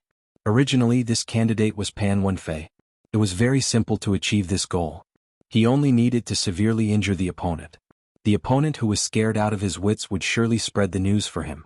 However, he didn't expect that Pan Wenfei would actually think of launching a night attack. This attitude of not putting the Yang family army in his eyes made Yang Qindong angry, but he also decided to take him down. Since he didn't even have the ability to see this, there was no need for such a general to continue living. As for the matter of spreading the news, it was very simple. Didn't Jishu and Longbian City have a total of 2,000 troops? He just needed to let them spread the news for him. Gather Commander Luo Pa and all the officers above battalion level in the city for an emergency meeting. Yang Qindong, who had a plan in mind, said to Tiger's Mane, who was standing at the side waiting for orders. Outside Chui City. After more than 4 hours of rest, the 2,000 soldiers from the north were in much better spirits. After eating and drinking to their heart's content, under the leadership of General Pan Wenfei, they groped their way towards Chui City, which was 10 miles away. Earlier, Pan Wenfei had already mobilized the troops before the battle. He made a promise to the 2 Kiliarchs and the 2 centurions under him. He said that once they were able to take down the city, money, women, and power would satisfy them to the greatest extent. With the general's promise, the morale of the troops was raised. Some of the young generals who were willing to think in the best possible way seemed to have already seen the scene of gold and silver placed in front of them. With such a vision and hope for a beautiful future, the 2,000 soldiers used a speed that was at least a quarter of their usual speed to arrive at a place 2 miles away from Chui City. Looking up at the top of Chui City from this position, they could already see the figures of soldiers moving around under the lit torches. Everything is normal. Seeing that there was nothing out of the ordinary, and even the number of guards on the top of the city tower was not many. Thinking about it, there must have been some lazy people who went to rest late at night. And this was the reason why Pan Wenfei wanted to launch a surprise attack in the middle of the night. As long as he grasped the right opportunity, he might be able to launch an attack. Listening to the scout leader beside him reporting the situation in Chui City, Pan Wenfei, who was officially leading troops into battle for the first time, had a face full of excitement and agitation. Okay, if there are no problems, immediately arrange for the siege. The cities in Jianghu were not very tall. Perhaps it was because very few people came to invade, or perhaps it was because the resources were too scarce, there were not many things that could be used. In addition, there was not much historical evidence, so the city walls of their cities were more symbolic than defensive. For example, the city walls of Chui City were only 2 zhang tall. It was more than 6 meters high, and it was possible to climb up with a rope. The siege that Pan Wenfei mentioned was the method of using ropes to forcefully climb the city walls. And as long as a large group of people and horses climbed up the city tower and opened the city gates from the inside, they could suddenly enter the city and deal a fatal blow to the enemy. The scales of victory would naturally tilt towards the Jianghu army. After the main general gave the order, a group of 100 people immediately moved forward under the cover of the night. These were the warriors that were carefully selected from the 2,000 people. They were more agile than ordinary soldiers. Once these people climbed up the city tower, it was basically a done deal for them to take down the city. After the elite group of 100 people set off, Pan Wenfei and the rest did not stay idle. The remaining 1,900 people quickly approached the bottom of Chui City Tower. They were making their final preparations. Once the city gates opened from the inside, they would immediately kill their way into the city and display their bravery and grace. For a moment, Chui City, which was originally shrouded in darkness, had black shadows moving continuously on top and bottom of the city walls. It was as though a large army was pressing down on the city. Creak. Just as the soldiers climbing the city tower and Bei Feng's troops were moving towards their target, the originally tightly shut west city gate suddenly opened from the inside. The sound of the heavy city gate opening was extremely shocking in the dark night. What's going on? The sudden change caused Bei Feng's troops to stop in their tracks. The soldiers looked at the Dekarches looked at the centurions looked at the Kiliarchs, and the Kiliarchs' gaze naturally landed on the dumbfounded General Pan Wenfei. At this moment, Pan Wenfei was also at a loss. He did not understand why the city tower opened on its own so quickly. Because of this, he said without any principles, "Is it because the enemy knows that we are here and knows that they can't defeat us, so they are opening the city gates and surrendering?" Even the stupidest person would not believe this sentence. They did not know whether to laugh or cry at General Pan Wenfei's overly good self-suggestion. Charge! Just as the general and the soldiers' faces were sluggish, the sound of footsteps suddenly came from the originally pitch-black gate. After that, countless figures leaped out of the city gate like fish. 1, 2. There were countless of them. At this moment, there was no need for Pan Wenfei to say anything. Everyone understood what was going on. This was not because the enemy was afraid of them and had surrendered. They were already prepared and were about to charge out. Pan Wenfei, who was leading troops for the first time, was indeed shocked by the scene in front of him. In the past, when he was an armchair strategist, the things he did and his predictions were all wishful thinking. For example, in his imagination, when 2 armies were fighting, they would listen to him. Whoever he wanted to win would win. How could there be such an unexpected event like this happening before his eyes?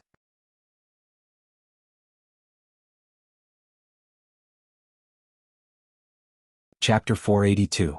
Things didn't develop as he expected and Pan Wenfei lacked flexibility. His brain wasn't working properly and he could only rely on a chilly arch beside him to remind him. General, the enemy is prepared. Should we kill or retreat? Quickly make a decision. We can't retreat. With this reminder, Pan Wenfei came back to his senses and said decisively. The morale that he had gathered with great difficulty would crumble in an instant if he retreated. Then the army would be defeated like a landslide. Although he might be able to leave safely under heavy protection, this was not what he wanted to see. Since he was already here, Pan Wenfei naturally wanted to show off his achievements by showing up here in such an active manner. With the idea of the brave winning when two armies met, Pan Wenfei, who was still a man, pulled out the saber at his waist and pointed it forward as he shouted the word charge. Despite Pan Wenfei's bravery, his performance was still not enough in front of the mercenaries who were already prepared for this. When he shouted the word charge, there were only a few torches on Chuyi City Gate Tower, but suddenly there were many more torches. It was as if a fire dragon had suddenly appeared and lit up the entire city gate tower. The sudden appearance of the densely packed torches and an endless crowd of people was quite a shocking sight to behold. The appearance of the torches also shocked the elite warriors who were trying their best to climb up the city gate tower. Some of the weaker ones naturally fell from their waist. In fact, other than a row of Lung Feng, the rest of the people who appeared on the city gate tower were all ordinary citizens of Chuyi City. They were summoned by Yang Qindong to watch the battle in the middle of the night. Using the words of the sixth young master, if these people wanted to live here in the future, they must have confidence in the mercenaries. Watching the battle and witnessing the powerful military strength of the mercenaries was like a shot in the arm, allowing them to quickly change. However, under the darkness, how could the soldiers in the north know this? When they saw the black figures on the city gate tower, they instinctively thought that it was the enemy.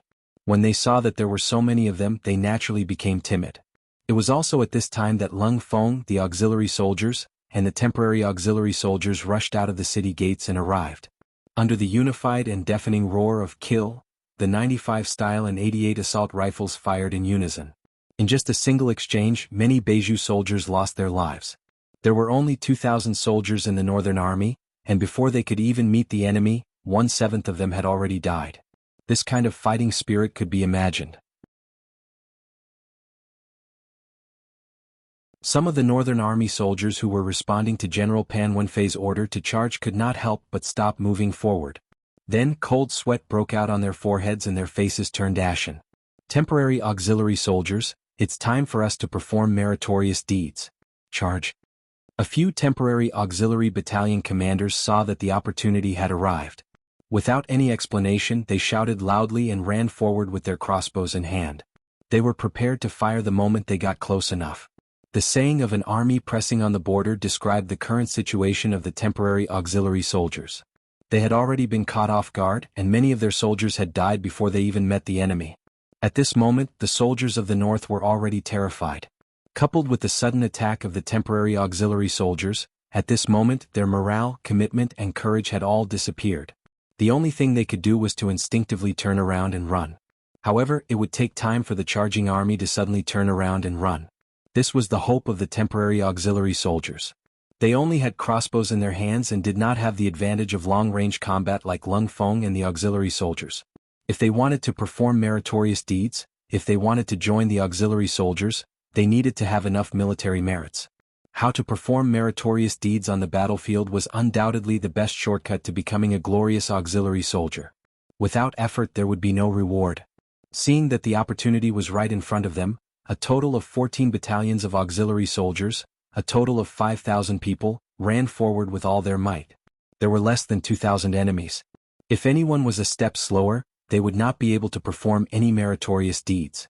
Under such pressure, who would not give their all? The temporary auxiliary soldiers charged forward. Once they got close, the crossbow bolts rained down like rain.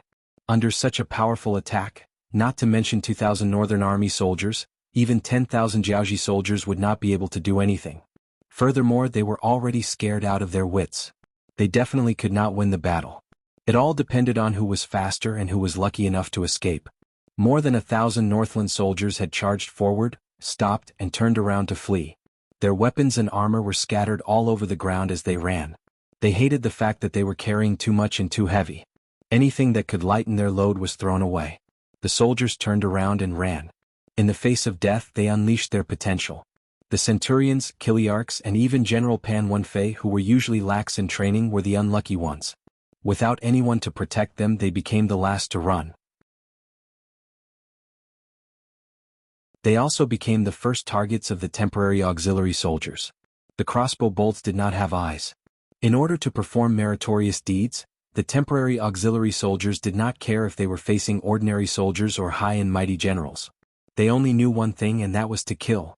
If they killed someone, they could take the head and claim the credit. With meritorious deeds, they would have the opportunity to become an auxiliary soldier. If they could even become a cold vanguard, that would be even better. The temporary auxiliary soldiers were eager to perform meritorious deeds. Arrows rained down like rain. Poor General Pan Wenfei, who couldn't run anymore, turned around and held his sword ready to fight. But soon his pupils began to dilate, and he fell to the ground like a hedgehog. Until the moment he was shot to death, he still could not understand. He still could not face the moment before his eyes. After all, everything happened too quickly. It was so fast that it was easy to think that it was a dream. Pan Wenfei died, followed by the Kiliarchs and centurions. Then, a large number of Northern Army soldiers were caught and shot to death. Only a few of them reacted quickly. They squatted on the ground and shouted to surrender. Only then did they avoid death. A total of 2,000 Northern Army soldiers. In less than 2 hours, the battle was completely over. After counting, not a single one of the 2,000 soldiers managed to escape. This showed how much the temporary auxiliary soldiers wanted to perform meritorious deeds. From the mouths of the captured soldiers, they found Pan Wenfei, whose body was full of crossbow bolts. When Hong Jin saw this scene, he was so frightened that he sucked in a breath of cold air. After witnessing the power of the mercenaries once again, he finally understood why he lost so miserably. Compared to the powerful Jiaoji army in the eyes of others, the Jiaoji army was nothing but a man-eating wolf. In front of the mercenary tiger army, the Jiaoji army was nothing. Pan Wenfei was eager to perform meritorious deeds and had already revealed too many flaws. Even if the two armies were to fight head-on, there would be no chance of victory. In front of the mercenaries, who had strong morale, strong fighting spirit, advanced weapons, strict military discipline and elite qualities, there was no army in the world that could be their opponent. There were probably very few who were qualified to be their opponent. Not only Hong Jin, but the civilians on the city gate tower were also completely shocked when they saw this scene. Although most of them had not experienced war, this term was only what they imagined it to be. However, they had heard from the older generation that war was either a matter of life and death. As the saying went, a general's success was built on the bones of thousands. Victory had always been hard to come by. It required the blood and bones of countless people to accumulate. How could it be as simple as what they saw? One group of people kept charging and the other group kept retreating. How could it be as simple as what they saw? One group of people kept charging and the other group kept retreating. The Han civilians of Jiaoji witnessed the heroic performance of the mercenaries on the battlefield. While they were sighing at how easy it was to win, their hearts were filled with boundless admiration and respect for this army. None of the 2,000 enemies managed to escape. None of the auxiliary soldiers who charged out were killed. Only a few of them suffered from varying degrees of injuries. This kind of result that could be considered as a complete victory shocked the 2,000 Han civilians of Chuyi City. It filled them with confidence for their beautiful future. At the same time, some of the Jiaoji citizens who originally had other thoughts also began to give up at this moment, putting away all of their negative thoughts. Hurry up and clean up the battlefield. Set up the Jingguan. Seize the time to rest. There are still enemies coming at dawn. The shouts of the officers rang out continuously below the city gate. Then, groups of mercenaries shuttled back and forth busily. The Jingguan was an ancient burial mound used to flaunt one's martial arts and gather the corpses of the enemies. The reason why Yang Qindong wanted to set up the Jingguan was naturally because he wanted to create a better deterrent effect. If possible, he did not want to target the ordinary Jiaoji civilians and soldiers. What he wanted was the lives of the few people who held the highest positions. He wanted the lives of the foreign races who were hostile to the Han people. If he wanted to rule over this place, he would need the support of a large population. If he killed all of them, this place would become a piece of scorched earth. This was not the result he wanted to see. The night passed in such a bustling manner. The next morning, a Jingguan with close to 2,000 men was set up and placed 5 li away from the west gate of Chuyi City. The reinforcements from Jishu and Longbian arrived at this place after daybreak. This was what they saw. The tall Jingguan suddenly appeared in their field of vision, causing the 2,000 Jiaoji soldiers to stop in their tracks. When the scouts they sent out reported that the corpse of General Pan Wenfei was hanging on the city gate tower of Chui City, they finally knew the origin of this Jingguan.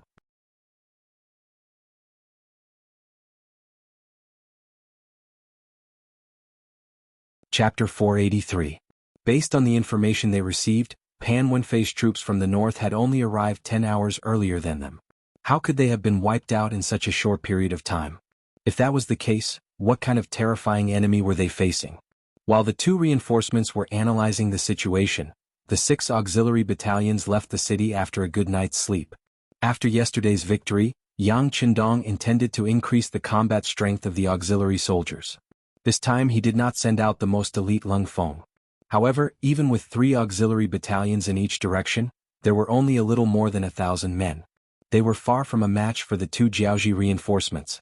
When the 3 auxiliary battalions suddenly appeared in each direction, the 2,000 reinforcements sent by Jishu City and Longyan City resisted for a while.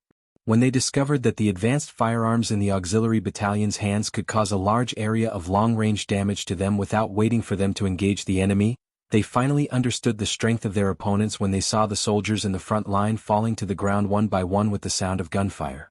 With such powerful firearms that could take their lives from 300 to 400 meters away, such an opponent was truly terrifying. Run! Without any exciting close combat, the 2,000 Jiaoji reinforcements turned around and fled. Along the way they left behind about 700 corpses. This was because they escaped quickly enough. If they really fought to the death, these 2,000 men would face the danger of being completely wiped out. The scale of the Jingguan became even larger. Although the Jingguan seemed extremely terrifying, the citizens of Chui City felt exceptionally peaceful. With the protection of such a powerful army, they could finally put aside their worries about the Jiaoji army's revenge. Although the 2 consecutive battles were not intense, the results were gratifying. After the 2 battles, Yang Qindong made the decision to go deeper into the inner region of Jiaoji. In order to protect the citizens of Chui City that had already been conquered and to better consolidate the hearts of the people, the political commissar of the auxiliary battalion, Song Zhe, was left behind. The mission Yang Qindong gave him was to persuade the Han and Jiaoji citizens as quickly as possible. The day Jiaoji was conquered would be the day they would be put to use. At the same time, 2 auxiliary battalions and 2 temporary auxiliary battalions were left behind. With this military strength, it would be enough to defend the city even if the enemy was several times stronger. After arranging everything in the city, Yang Qindong brought the 3rd Battalion of the 2nd Regiment, the 6 battalions of the Auxiliary Army, and the 14 battalions of the Auxiliary Army, a total of over 7,000 people, and headed towards Beidai City in the direction that Pan Wenfei had come from. At this moment, Chui City, which was facing Chui City, had already changed hands. When Battalion Commander Qin Bo of the Cold Front brought the 2nd Battalion and 2 auxiliary battalions to Chui City, which was still open, the unguarded Chui City was swallowed up in an instant. Of the 40,000 citizens in the city, less than 2,000 managed to escape. The remaining 38,000 people, including the 3,000 Han, were all locked up in the city. Qin Bo's appearance was like a heavenly soldier descending from the heavens, causing the commoners in the city to close their doors. Everyone's expression changed. The originally bustling city instantly became much emptier, as if it was a dead city, cold and cheerless. Qin Bo did not choose to search every house like he did in Chui City. Instead, he first sent a battalion of auxiliary soldiers to occupy the city towers and a company of soldiers to guard every gate. Then he sent men to seal the treasury of Chui City, obtaining large amounts of food and a small amount of gold and silver. With sufficient food, Qin Bo ordered the remaining battalion of auxiliary soldiers to patrol the streets, maintaining the security of the city. The remaining Cold Front battalion became a mobile force, preventing any large-scale mutiny from occurring in the city. This was something that could not be helped. He only had 12 companies of 1,200 men, and to maintain the security of a city of 40,000 people, coupled with the fact that he was a newcomer, he had to be wary of any enemies that might appear at any time. His military strength was truly lacking. If not for the fact that he knew that the 6th young master would be arriving soon, he would have already thought of leaving after robbing the treasury. The 2,000 citizens of Jiaoji who had escaped quickly spread the news of the fall of Chui City. 200 li behind them was the capital of Jiaoji, Haniai City. When the news reached there, it caused chaos in the city. If not for the protection of the 30,000 Jiaoji soldiers stationed here, No one knew what would have happened. Jianghu Palace. King Lili also received the news. His face was filled with disbelief, but at the same time he was confused. It wasn't just King Lili who couldn't figure it out. Even the officials who had been urgently summoned couldn't figure it out. How could Beidao City change hands without any warning? Why was there not even a basic warning or resistance? What was the defending general, Pan Wenfei, doing? Fortunately, Prime Minister Yuan Chunqing, who arrived at the end, gave an answer. He said that Pan Wenfei was eager to gain merit, and took all the soldiers in Chui City to attack. At this time, the news of the Chui City being placed in the capital had not yet spread. Naturally, no one knew whether Pan Wenfei was dead or alive. However, losing Beidai City was a fact. Just based on this, King Li, who was sitting high above, vented his anger and said, Pan Wenfei is an idiot. He only knows how to attack and not defend. He is an idiot. Once the war is over, demote him to the rank of Chiliarch. Old Li, who was in his 60s, demoted Pan Wenfei before hearing the results of Chui City. If General Pan Wenfei knew about this, who knew how he would feel? However, since Chui City had changed hands, there was no point in punishing Pan Wenfei. What they needed to do now was to take back Chui City. Otherwise, it would become an existence that could threaten Hanoi City at any time. Who is willing to lead troops to solve the problem of Chui City? His gaze that was like that of a tiger king scanned the hall of the palace, especially the few generals. Lili asked in a low voice. I am willing. Just as he finished speaking, a 7-foot-tall middle-aged man stood out. This person's gaze was like a pillar. Just standing there, he naturally gave off an intimidating aura. He was the famous general of Jiaoji, Fan Yuhai. Fan Yuhai was the 4th largest surname in Jiaoji and had a lot of influence in the country. The main reason why he could be called a famous general was because of the conflicts between Jiaoji and the Lan Kingdom, which was today's Laos. He played a big role in it. He led troops to fight against the Lan army 3 times and won all 3 times. That was why he was called a famous general. Fan Yuhai being able to take the initiative to stand up made King Lili very happy. However, he didn't agree to such a request. In his opinion, the enemy was unknown, and they didn't even know their numbers. The only thing they knew was that they were mercenaries. Under such circumstances, if they sent out a famous general and lost, the morale of the entire country's army would be greatly shaken. Not agreeing to Fan Yuhai's request, Li Li's gaze landed on another general called Huang Hua. In comparison, this person was shorter. However, he had led troops to fight against the Lan army. Although he did not have any outstanding achievements, he had been on the battlefield and seen blood. General Huang Hua, this king orders you to lead 5,000 troops to Beidao City. Are you willing to accept the order? Although it was a question, anyone could tell that if Huang Hua dared to disagree, he would not have a good time. This subject is willing to accept the order. How could Huang Hua not see the king's intention? Although he himself was not willing to accept this task since he was named, he already had no other choice. Very good. You can lead the troops with peace of mind. According to the reports, the number of mercenaries is less than 10,000. The Liangshan region should be their main force. You shouldn't have to face many enemies. Li comforted Huang Hua.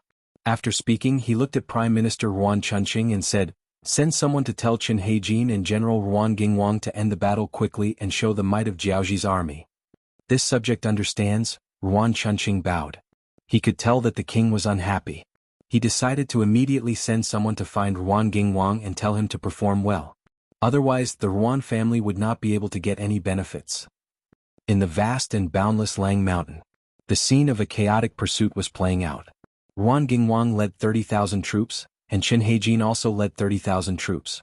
They were only facing Wu Sheng's Cold Front Battalion and 2 auxiliary battalions, totaling 1,200 people. 60,000 against 1,200, with a ratio of 50 to 1, the result seemed to be set in stone. However, the truth was the opposite. In the 10 days of pursuit, the Jiaoji army, which had the advantage in numbers, suffered heavy losses. The Cold Front Battalion had gone through special training in the rainforest. When they separated from Yang Qindong's main force, they had obtained a large amount of ammunition. Especially the number of landmines, each of them had 10 of them. In addition, Wu Sheng, as the leader, had given his subordinates the authority to attack in groups. Each group would be split into 2 groups. The squad leader and assistant squad leader would each lead a group. This meant that there were 240 units. Just think about it. In the process of pursuit, They had to face the attacks of 200 units at any time. No one would be able to stand it. It was just like in the rainforest. No one knew when there would be a loud explosion. Needless to say, this was caused by the Jianghu soldiers behind them stepping on a landmine. If one could not understand the secret signal between the Cold Front Battalion, they would not know where the landmines were. In the rainforest, the terrain was steep and complicated. Everywhere could be a good place to set up a landmine. In addition, the scattered Cold Front Battalion would occasionally launch a sneak attack. It was easy to imagine the situation of the Jianghu army.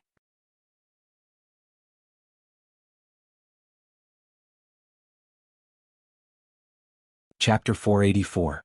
In front of a low-lying ditch, there were 5 Lingfeng brothers lying in ambush around it. The trench was naturally formed. After years of being watered by the rain, soil erosion was severe, causing the water in the trench to be knee-deep. An invisible landmine was buried under the trench. The reason why the landmine was buried here was because the area was surrounded by large trees. In comparison, only this low-lying area was suitable for humans to walk through. During their training in the rainforest some time ago, Yang Qindong had mentioned that such a place was often the only way for humans to travel. The 5 Lung Feng brothers surrounded the trench. There was one person on each of the 2 large trees on the left and right. They looked down from above. Not only could they kill the enemy from above, they could also act as sentries. 2 Lung Feng warriors were also hiding in the bushes on the left and right of the trench. They were in charge of catching the fish that might have fallen into the net after passing through the trench. The last person was the leader, the squad leader of the 5. He was in charge of maneuvering. He was in charge of luring the enemy and retreating. Do not underestimate the task of luring the enemy. He could only lure a large number of enemies if he did it well. On the other hand, no matter how good the trap was, it would only be a beautiful decoration if no one fell for it. Squad leader, there are enemies 200 meters to the southeast. Squad leader Lung Feng, who was leaning against a large tree and chewing on a fresh leaf, heard his comrades shout. 15 minutes ago, this squad leader had lured a Jianghu corporal out. In less than the time it took to drink a cup of tea, he killed all 5 enemies near the puddle. Then he dragged the bodies of the dead enemies to the bushes to hide them. After doing all this, the squad leader wanted to rest and recover his strength, but he heard his comrades' warning. The enemy was in order. The squad leader, who was resting with his eyes closed, suddenly opened his eyes. Like a venomous snake that had spotted its prey, he arched his body and shot out. Naturally, the direction was southeast. He wanted to lure the enemy over and eliminate them without leaving a trace. With Lung Feng's spear skills, even in an open battle, the Jianghu army would not be a match for him. However, in this dense forest, there were no logistical supplies. The ammunition that the soldiers brought with them was depleted. In order to complete the glorious mission that the 6th young master had entrusted to them, they needed to conserve their strength as much as possible. In that case, how to lure the enemy in front of them and hunt them down would become a test of their abilities. The squad leader shot out like a catapult. In just a few breaths, he appeared in the southeast direction. Since he had no intention of hiding himself, he was seen clearly by a squad leader of the Jianghu army not far away. There's an enemy over there. Follow me quick. He had been in the rainforest for a long time. From time to time he could hear explosions and gunshots in the distance, but he had never seen an enemy. This inevitably made Xinchang feel like he was dealing with ghosts. Now that he finally saw a living opponent, how could he let him go? After a loud shout, the 9 soldiers behind him followed him and chased in the direction where Lung Feng had disappeared. On top of the 2 giant trees, the 2 Lung Feng soldiers who had seen the movements of the Jianghu army made a hand signal to their comrades below the trees. After informing them that there were 10 enemies, they raised their 95 style and stared at the 2 people in front and behind the enemy. It was impossible to keep an eye on 10 people with 2 guns. However, as long as they kept an eye on the head and the tail, the enemy would not be able to escape. This was common knowledge that they had to master during their training. Due to the appearance of Yang Qindong, the experience gained by countless predecessors in the future had become knowledge that was stored in the minds of the Lung Feng soldiers. The squad leader, who had no idea that he was being targeted, was so excited that he wanted to catch his opponent. He yelled as he led his 9 brothers to chase after squad leader Lung Feng. Under Lung Feng's intentional bait, the distance between the 2 parties was maintained within 50 meters. At such a distance, the enemy would not lose sight of them and would not be able to hurt them with arrows. One had to know that in this environment where there were tall trees and bushes everywhere, sometimes even a bullet would miss, let alone an ordinary bow. As expected, after shooting a few arrows consecutively without hitting the target, The squad leader decisively ordered the soldiers to stop shooting and focus on their legs. They had to speed up and catch up with the enemy, who appeared and disappeared like a ghost. As one of the black soldiers under General Qin Jinhe, the 10 of them were considered the cream of the crop in the Jianghu army. Just like in the rainforest, they were able to run as fast as they could. It was not much different from running on the open ground. Elites naturally had the confidence of elites. It was because of this confidence that they did not give up on chasing after the enemy even though they knew that something was wrong. This was how the truly powerful were. They were not afraid of any schemes and machinations with their valiant strength. The enemy's speed was very fast. Lung Feng, who was leading the way, had no choice but to use all his strength to leave them behind. When he arrived at the puddle, he jumped over the puddle and ran to the other side to hide. Just as Lung Feng's figure disappeared, the black soldiers caught up with him. The squad leader, who was running at the front, leaped into the air without hesitation when he saw the puddle in front of him. He followed squad leader Lung Feng's example and leaped over the puddle before continuing to run forward. After the 10-man squad leader leaped into the air, the other 2 black soldiers also leaped into the air and leaped over the 2.5-meter-tall puddle. The Cold Blade warriors who were hiding on top of the tree saw all of this and could not help but feel a little anxious. If these black soldiers could really jump over the puddle, wouldn't it mean that the ambush in the puddle would be useless? Thinking of this, one of the Cold Vanguard soldiers lowered the muzzle of his gun. He was ready to fire. Although the hit rate of this kind of high-speed enemy was a little low, and it was easy to expose his position, he couldn't care less at this time. Just as the Lung Feng soldiers were about to fire to see if they could hit the black soldiers and trigger the landmine in the puddle, another black soldier jumped up. However, perhaps because he had used up too much of his stamina, his leap was short and his left foot landed in the puddle. It was this unintentional carelessness that brought about a fatal result. A column of water suddenly rushed out from the puddle, followed by a deafening roar. The landmines in the puddles were triggered, and the powerful explosive force of the gunpowder directly sent the 4 black soldiers who were closest to the puddles flying. The powerful explosion caused the black soldiers to involuntarily pause. At this moment, 4 gunshots rang out.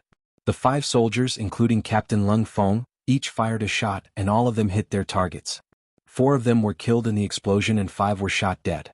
In a short period of time, the squad leader was the only one left out of the 10 black soldiers. This squad leader was also impressive. He did not have the slightest intention of running away when he saw that all his brothers were dead. On the contrary, he noticed that the squad leader had exposed his identity by firing a shot. Then he pounced on him like a ferocious tiger.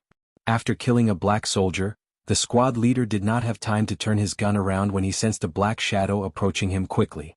Instinctively, the Lung Feng soldier rolled to the side. Thanks to this roll, the long saber that was descending from the sky missed its mark and left a deep saber mark on the ground. The squad leader quickly rolled away after missing his shot. He rushed toward the squad leader Lung Feng, who was still standing up. The long saber in his hand was like a blender. It seemed like he wanted to perish together with the squad leader. The squad leader Lung Feng had just stood up from the ground. His body was unstable and the muzzle of his gun was not fully adjusted. His instincts told him that he might not be able to hit the target if he fired the shot. He might even be injured by the opponent's long saber if he wasted time. Helplessly, he could only continue to lean back and roll backward. The squad leader's reaction was somewhat out of the squad leader's expectation. After knowing that his opponent was strong, he felt the existence of danger. Since his first and second shots did not hit the target, he wanted to find a place to hide. What happened just now told him that his opponent had reinforcements nearby and he was fighting alone. The thought of hiding flashed across his mind. Just as the squad leader was about to dive into the bushes at the side, a gunshot was heard. The squad leader's body swayed a little before he fell to the ground with a plop. Some water droplets splashed when his body hit the ground. The shot was fired by a squad leader who was hiding in a giant tree. He felt that his opponent was trying to escape, so he fired without hesitation. He did not have much confidence at first, but now it seemed that he was lucky. After the gunshot, Lung Feng adjusted his posture and dashed over. The dagger in his hand flashed and plunged into the chest of the black squad leader who had fallen to the ground. Finishing off the enemy was one of the compulsory courses for the squad leaders. When Yang Qindong was training for this course, he once said that they should never take any chances and should not be too confident in themselves. Since ancient times, countless talented people had died because they underestimated their opponents. Therefore, regardless of whether the opponent was really dead or not, they should give the finishing blow if they could. If they couldn't, they should give the finishing blow. They should never let the enemy go just because they wanted to save energy. Otherwise, it would be the greatest crime and irresponsibility to their comrades.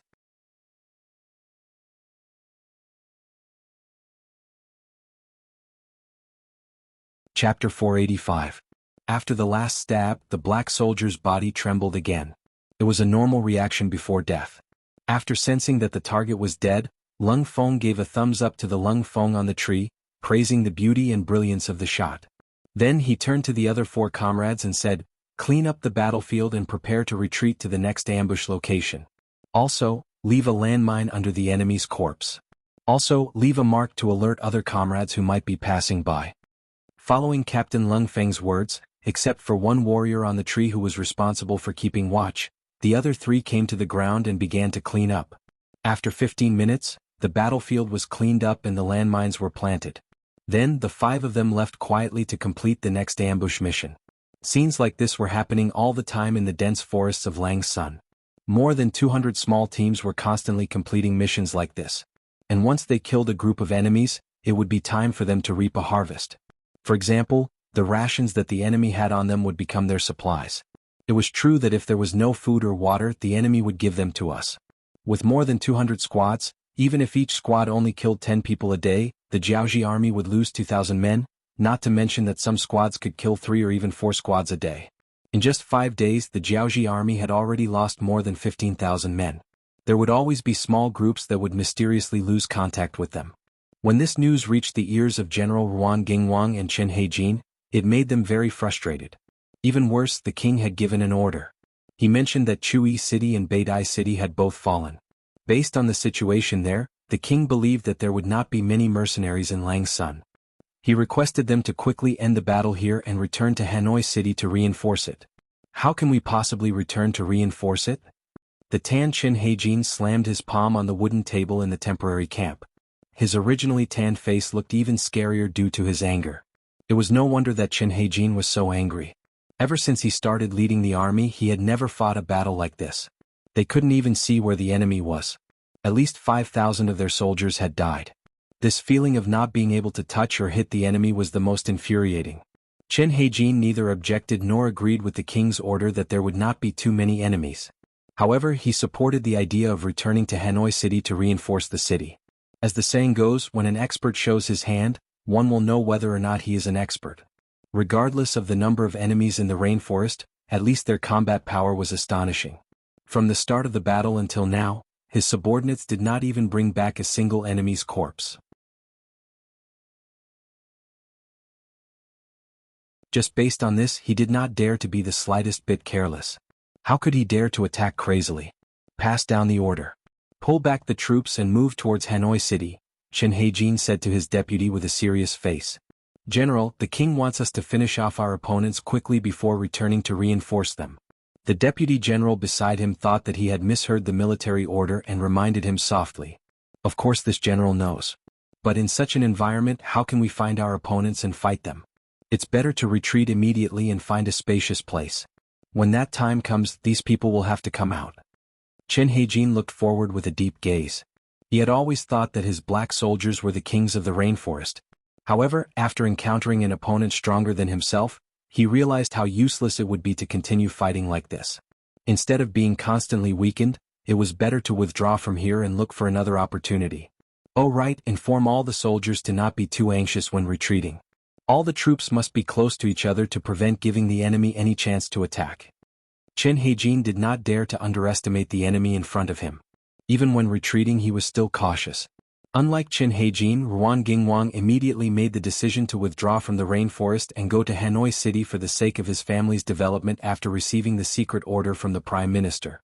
In order to achieve this goal in a shorter period of time, he made the decision to allow each army to retreat on their own.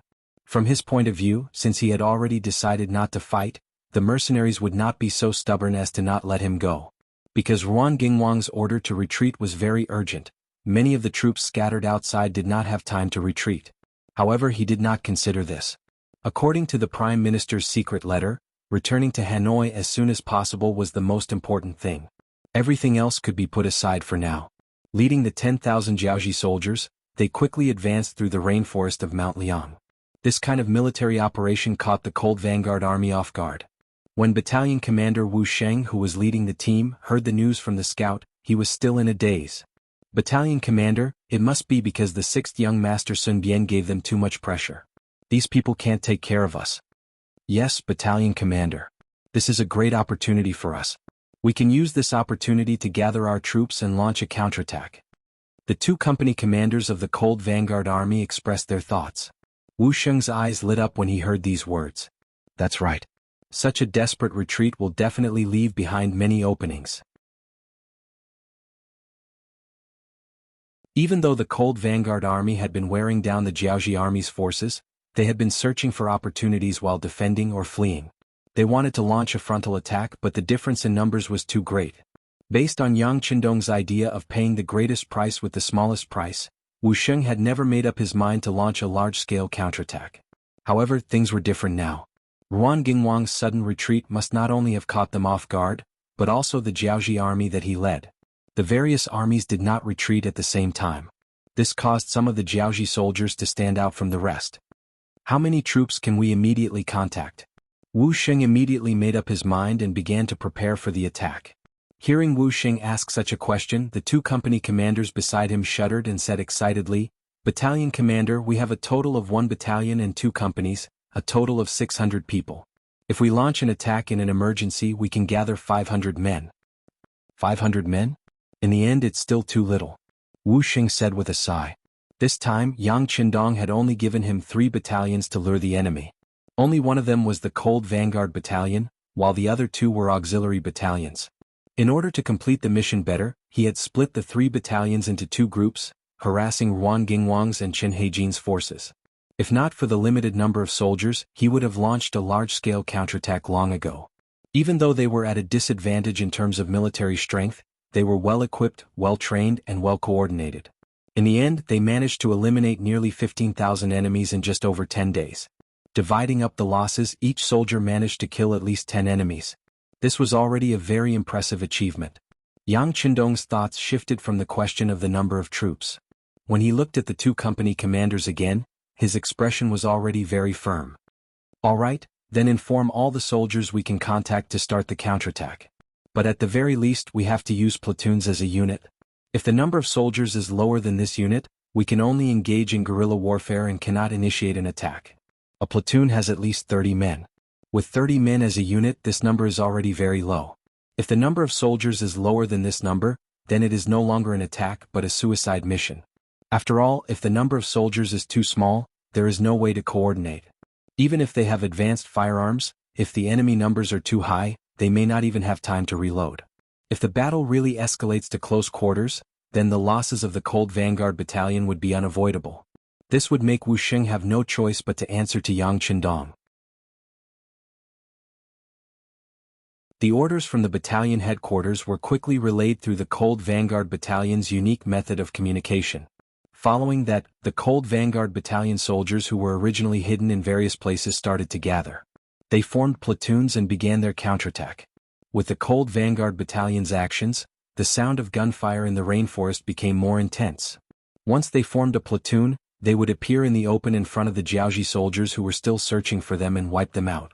Under the long-range attacks of the Type 95 and Type 81 rifles, the Jiaoji centurions and Kiliarchs who thought they had finally found their targets and were able to contribute greatly to the battle began to flee in all directions. An unorganized army was just a bunch of stragglers who couldn't withstand a single blow. Even though the Cold Vanguard Battalion didn't have many soldiers, they were all elites. Every time they fired a clip of bullets, a few Jiaoji soldiers would be killed. A platoon of Cold Vanguard Battalion soldiers could charge up to 300 to 400 people at a time. The Jiaoji soldiers who were lucky enough to survive were also terrified. They no longer had any intention of exterminating the mercenaries. Once they had the chance, they would flee in all directions. They couldn't form any effective resistance. Ruan Gingwang, who was retreating back to Hanoi City, originally planned to gather his troops as he retreated. However, along the way he only managed to gather less than 5,000 men. When he heard that at least 5,000 soldiers were killed by the mercenaries or escaped to God knows where, he clenched his teeth in anger. "General, should we go back now and fight the mercenaries until both sides suffer, or should we continue to retreat?" Seeing that the death toll was increasing, the Kiliarchs didn't dare to make a decision on their own. They could only pass the problem to Ruan Gingwang.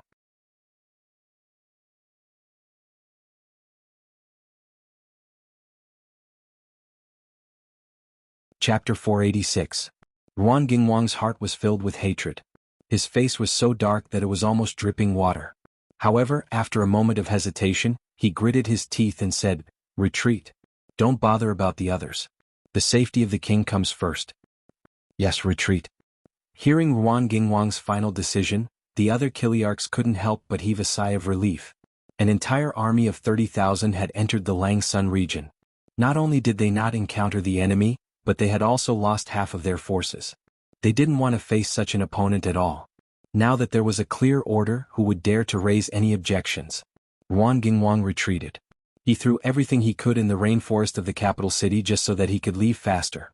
After Wu Sheng's troops killed a few Jiaoji scattered soldiers who had left the main group, they saw military supplies strewn all over the mountains and plains. There were also some iron weapons that they had snatched from the Han people after entering Yunnan. Now, in order to save their lives, these heavy ironware were abandoned. Yes, Jiaoji was that poor. They didn't have many resources. Even the ironware from the Han people's homes was considered good stuff in the eyes of the Jiaoji soldiers. "Battalion commander, what should we do? Are we still chasing after them?" the subordinate officer asked with a tired look on his face. Wu Sheng really wanted to continue chasing. This way, he believed that he would be able to reap some benefits when facing an army without any morale. However, he knew that the soldiers of the Cold Vanguard had been fighting continuously for more than 36 hours. They were really too tired. If they continued chasing, there would definitely be soldiers who would leave the army due to exhaustion. Since he had brought these people out, he would naturally try his best to bring them back. Tell the soldiers to find a place to bury these ironware and mark it. Then find a safe place to rest. Yes. The officers below couldn't help but heave a sigh of relief when they heard that they could finally rest. They were really worried that the battalion commander would be so eager to gain merit that he would disregard everything and continue to kill the enemy. In that case, they would definitely carry out the orders. However, there would be casualties due to non-combat situations. That would definitely hurt their own foundation. After this battle in the rainforest, the combat power of all the soldiers who participated in the battle had increased by more than one level. Such elites would naturally become the backbone of Cold Vanguard in the future. Losing even one of them would be a heart-wrenching matter. When the mercenaries stopped chasing, Ruan Gingwang could finally breathe a sigh of relief. However, the speed of his army did not slow down. On the contrary, they sped up. They were really afraid. They were afraid that if they relaxed, the mercenaries would chase after them and their losses would be even greater. Ruan Gingwang's fleeing speed was extremely fast, which naturally gave way to Chen Heijin's troops. Originally, they only had to face 1.5 battalions of mercenaries, but after Wu Sheng and the rest of the Cold Vanguard troops had a good night's rest, the 3 battalions of mercenaries gathered together the next day. With their increased strength, they put more pressure on the black soldiers and suffered greater losses. Putting aside the fact that the Jiaoji army in the Langsun region was constantly fighting and retreating, they had to pay a heavy price every day. In front of Beidai City, General Huang Hua, who was ordered by King Lili to bring 5,000 soldiers, had also arrived. The moment they arrived at Beidai City, Huang Hua ordered the army to get into formation, following which the siege began. The moment Huang Hua's army arrived at the city, the originally quiet Beidai City became restless. Some of the Jiaoji tycoons who had been hiding in their homes took the opportunity to cause trouble, intending to work together to retake Beidai City. The reason why these tycoons dared to make a move was because they had already seen that there were not many enemies, only about 1,000 of them. This was the reason why they dared to make such a huge bet. 2nd Battalion Commander Qin Bo, who had long guessed that such a situation would occur, first withdrew his army, then arranged for 2 companies of auxiliary soldiers to be stationed at the west gate. They were only waiting for the guards organized by the rich and powerful in the city to rush over, and then a burst of continuous fire. After a series of concentrated gunshots, nearly 100 corpses were left behind in front of the western gate. Only then did the rich people feel fear. Feeling fear, they retreated to their own courtyards and placed all their hopes on the Jiaoji army outside the city. After dealing with the internal threat, Qin Bo focused his attention on the Jiaoji army's siege. From afar, there were countless Jiaoji soldiers standing at the west gate of Beidai City. In comparison, there were only 3 battalions of Yang family soldiers guarding the city. However, this disadvantage in numbers didn't make Qin and his soldiers show any signs of fear or worry. They were relying on the firearms in their hands. Brothers, don't panic. Let the enemies come first. When they are 100 meters away, the auxiliary soldiers will open fire and give them a head-on blow. Once they are about to retreat, the cold vanguard warriors will use 600 meters as a boundary to reap the lives of the enemies. In short, since the enemies are here, we cannot let them retreat too easily. Everyone remember? Standing on top of the city gate tower, Qin used his nightmare mirror to observe every move of the Jianghu army. He calmly gave out orders. This wasn't the first time Qin led an army alone. However, in the past he only fought on a small scale within the Ming dynasty. When he fought against the Huang bandits, he was accompanied by other Ming soldiers and couldn't unleash his full potential. This time, however, there were no restraints and he could fight as he pleased. With Qin calm command, the cold vanguard warriors who were already elites were fearless. Even when facing an enemy 4 times their number, they didn't show any signs of fear. On the contrary, each of them hoped that the enemy would come quickly and not be scared away. They didn't want the credit to fly away from them. The soldiers were of one mind. Qin, who had finished his preparations, led the 3 battalions of soldiers to look ahead with bright eyes. Some of the company commanders and platoon commanders were still mumbling to themselves, "Come on, don't worry, we won't attack you first. We'll come as soon as possible." It seemed like their prayers were effective. The Jianghu army, who had already set up a formation outside Beidai city, finally moved. A total of 3,000 men, more than half of the army, began to move towards the west gate. There were only 5,000 men. Arranging 3,000 men for a charge was also the idea of the commander, Huang Hua. The intelligence report stated that the entire mercenary army only had about 10,000 men. There must be a portion of them in the Langsun region. The conquered Chui city also needed to be defended. Therefore, there shouldn't be too many enemies in Beidai city. At the very least, there shouldn't be much more than the soldiers under his command. Since there weren't many enemies, Huang Hua decided to send 3,000 men for a charge. He wanted to use the advantage of numbers to suppress the enemy. Perhaps this would be a good start. As for the remaining 2,000 men, there was a reason for that. Once the 3,000 vanguards were successful, the 2,000 at the back would have to join in and achieve victory in one go. However, if the situation wasn't good, the 2,000 men under his command would be able to hold their ground. At the very least, they would have the ability to defend. With this thought in mind, the 3,000 soldiers that Huang Huaxian had sent out began to move. Of the 3,000 men, 500 shield-bearers walked at the front. They were there to defend against the enemy's arrows. Behind him were 1,000 archers who were there to assist in the attack. Then there were 500 ladders. They were in groups of 5 and they were holding a total of 100 wooden ladders. This was to ensure that once the siege began, they could use the ladders to rush to the west gate of Beidai city. Finally, there were 1,000 siege soldiers. They held swords, spears, axes, and halberds in their hands. Their weapons were different, but once they reached the top of the tower, it was time for them to display their strength. With the combination of long and short weapons, their attack power was not low. The 3,000 soldiers of the Jianghu army marched forward in an orderly fashion. From afar they looked like a black mass. As they approached, it felt like dark clouds were pressing down on one's head. When they were still far away, the Jianghu army moved very quickly. At least, that was the case when they were 400 meters away. They probably knew that within this distance, no one could threaten their safety. However, as soon as they entered the 400-meter boundary, their footsteps began to slow down. The shield-bearers were ready to raise their shields at any time. The archers were ready to shoot their arrows when they were within 100 meters. The ladder-bearers were ready to charge recklessly and set up scaling ladders to besiege the city. As they continued to move forward, when they were 300 meters away, their preparations became more complete. Just like the ladders were originally carried. Now they were lifted and placed at their waists. When the time was right, they could raise them above their heads and charge forward. At a distance of 300 meters, the cold vanguard soldiers could already fire and achieve their goal of killing the enemy. However, Battalion Commander Qin had already given the order to shoot only when the enemy was close enough. As a result, not only did no one open fire, they didn't even turn off the safety on their guns. This was also to prevent someone from getting too excited and accidentally firing, scaring away the fat meat in their hands. If that happened, they wouldn't even be able to find a place to cry. Under the gaze of the 3 battalions of the Wuxia army, the 3,000 Jianghu army approached 200 meters, 150 meters, 120 meters. Everyone get ready. Release the safety. When they were 120 meters away, Qin Bo's calm voice rang out. Originally he could have waited a little longer. However, he didn't want to wait until they were 100 meters away. He didn't want to wait for the enemy's archers to be able to fire before returning fire. If that happened, who knew if any of the arrows would hit the city walls and injure his soldiers? The losses would outweigh the gains.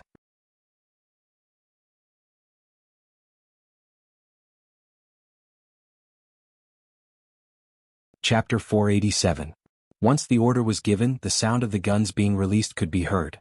Then, the soldiers who were watching on the sidelines began to aim according to the 3 points in a straight line, each looking for their own target. After all this was done, the Jianghu army had only moved 10 meters. However, within this 10-meter distance, one could clearly see that their footsteps had begun to increase. Clearly, they were worried that the mercenaries on the city wall would suddenly fire arrows. If their charging speed was fast enough, even though they might not be able to dodge the arrows, at least they would have a higher chance of success.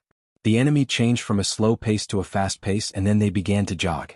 This was clearly a sign that they were about to increase their speed. The eyes of Battalion Commander Qin Bo, who was leading the team, narrowed. He held the Type 95 in his hand and pressed the butt of the gun against his shoulder. Using this as a support, he assumed a very standard and beautiful standing posture while firing the gun. Not only Qin Bo but all the gunmen were ready to shoot. Now, they only needed to wait for the order to shoot the enemy and make a contribution. Finally, while jogging, the 3,000 Jianghu soldiers at the front, who were the shield soldiers, had reached the 100-meter mark. The archers behind them also took out their feathered bows and arrows from the quivers on their waists, ready to draw their bows and shoot. Fire! Qin Bo's voice suddenly rang out.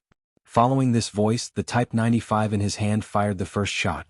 The target was a person who looked like a small general in the Jianghu army. Bang! Bang bang bang bang.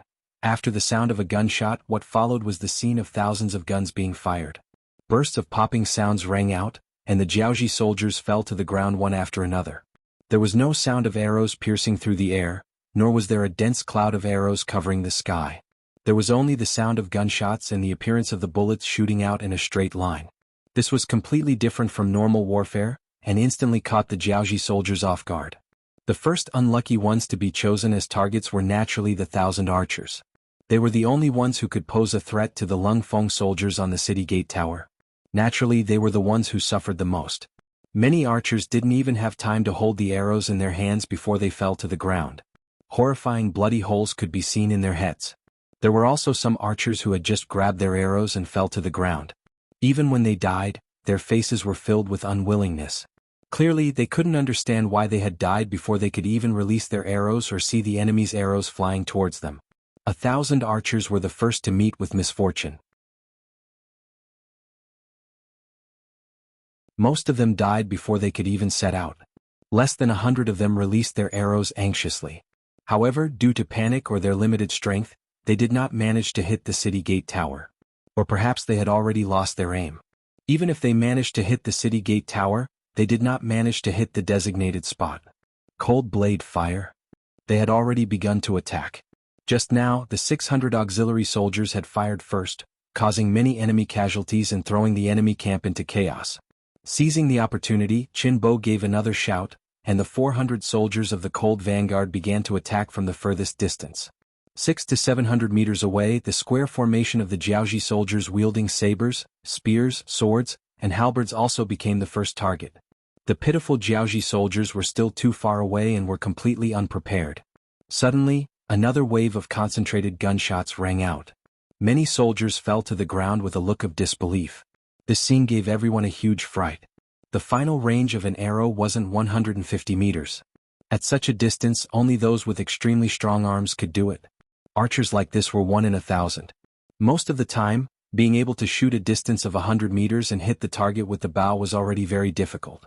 In reality, the true killing range of an archer was around 60 meters. At such a distance, as long as one had undergone strict training and possessed a certain level of strength, one would be able to kill the enemy. In other words, the actual killing range of an arrow was only around 60 to 70 meters. However, a new weapon that could kill people from 600 meters away had suddenly appeared. That was equivalent to 10 times their attacking range. It was no wonder that the Jianghu soldiers were afraid, flustered, and terrified. This type of sudden attack also caused the minds of the Jiaoji soldiers 600 to 700 meters away to become chaotic. Even though they saw their comrades die miserably beside them, there were still very few people who made the preparations to flee. At this moment they were truly beaten silly.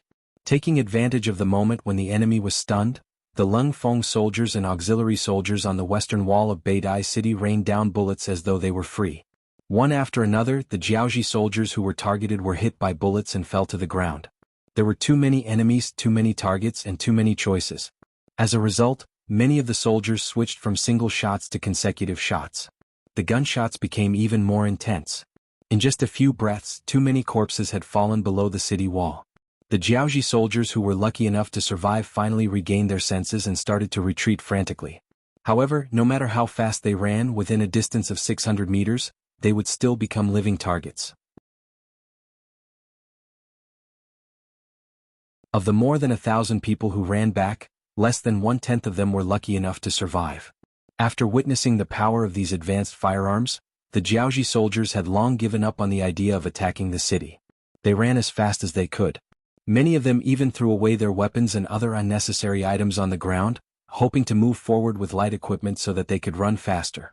As a result, the 500 shield bearers who were walking at the front were in a difficult position. They were originally charging at the front. With the shields in their hands, normal arrows would not be able to harm them.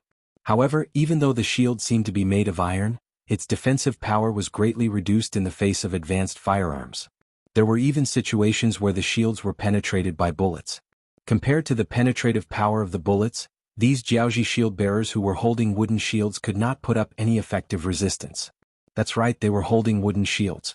As a Jiaoji that lacked metal and all sorts of resources, the number of soldiers who possessed metal shields was extremely small. Only the elites of the elites could possess such shields. Usually the shields used in the army were only made of wood. It was sufficient to defend against long-range arrows. However, when faced with the sudden attack of bullets, it was naturally inferior. Wooden shields could not block bullets and they were charging too close to the front. As a result, the 500 shield bearers were in an awkward position. Should they run? If they charged too close to the front, they would definitely not be able to escape. Should they charge? With a wooden shield in their left hand and a dagger in their right hand, they were still fine in close combat. However, when faced with a 10-meter tall city wall, they were powerless.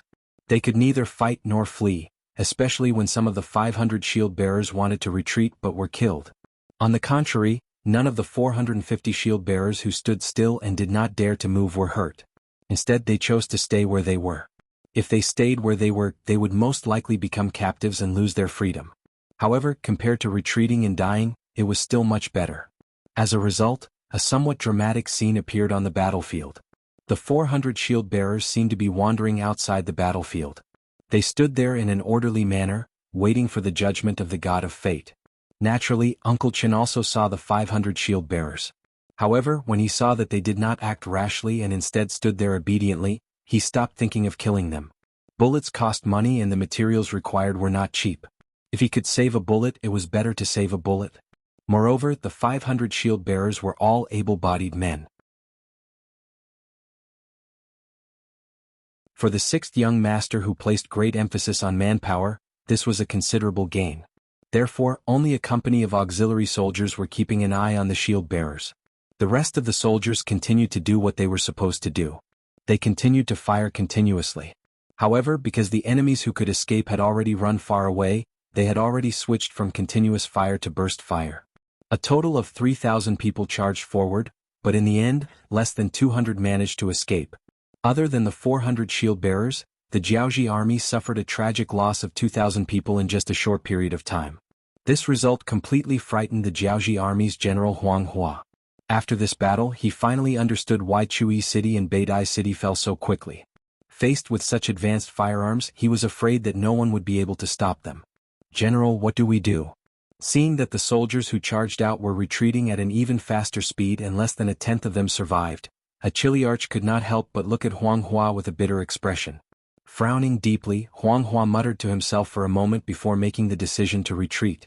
They had already lost more than half of their forces and their morale was so unstable. If they continued to charge forward, they would not be able to return. Even if the king wanted to punish them, they could only choose to retreat. The general's decision to retreat made the chilly arch beside him heave a sigh of relief. Following the order, the 2,000 Jianghu soldiers who were already afraid of being beaten up frantically retreated at a speed that was more than 2 times faster than when they came. From the looks of it, humans truly cherished their lives. The Jianghu army retreated. On the city walls, not a single soldier cheered loudly. Perhaps to them, this was something that could not be any more normal. Since that was the case, what was there to be happy about? On the contrary, there were 200 people who were displeased. They were the auxiliary soldiers who were arranged to guard Beidai city. Because of the previous incident where the Jianghu citizens charged into the city, Qinbo was worried that there would be a fire behind him. Thus, he arranged for these 200 people to guard the rear. This also meant that they did not have any chance to participate in the battle. It was inevitable that they would feel resentful. You're tuning in to the Han Li's Wuxia Adventures YouTube channel. We're so grateful for your support, and don't forget to subscribe to join us on this incredible journey through captivating stories. Your generosity through donations truly makes a world of difference, as it's the primary source of revenue that allows me to expand and enhance this channel for you. Thank you from the bottom of my heart for being a part of this adventure.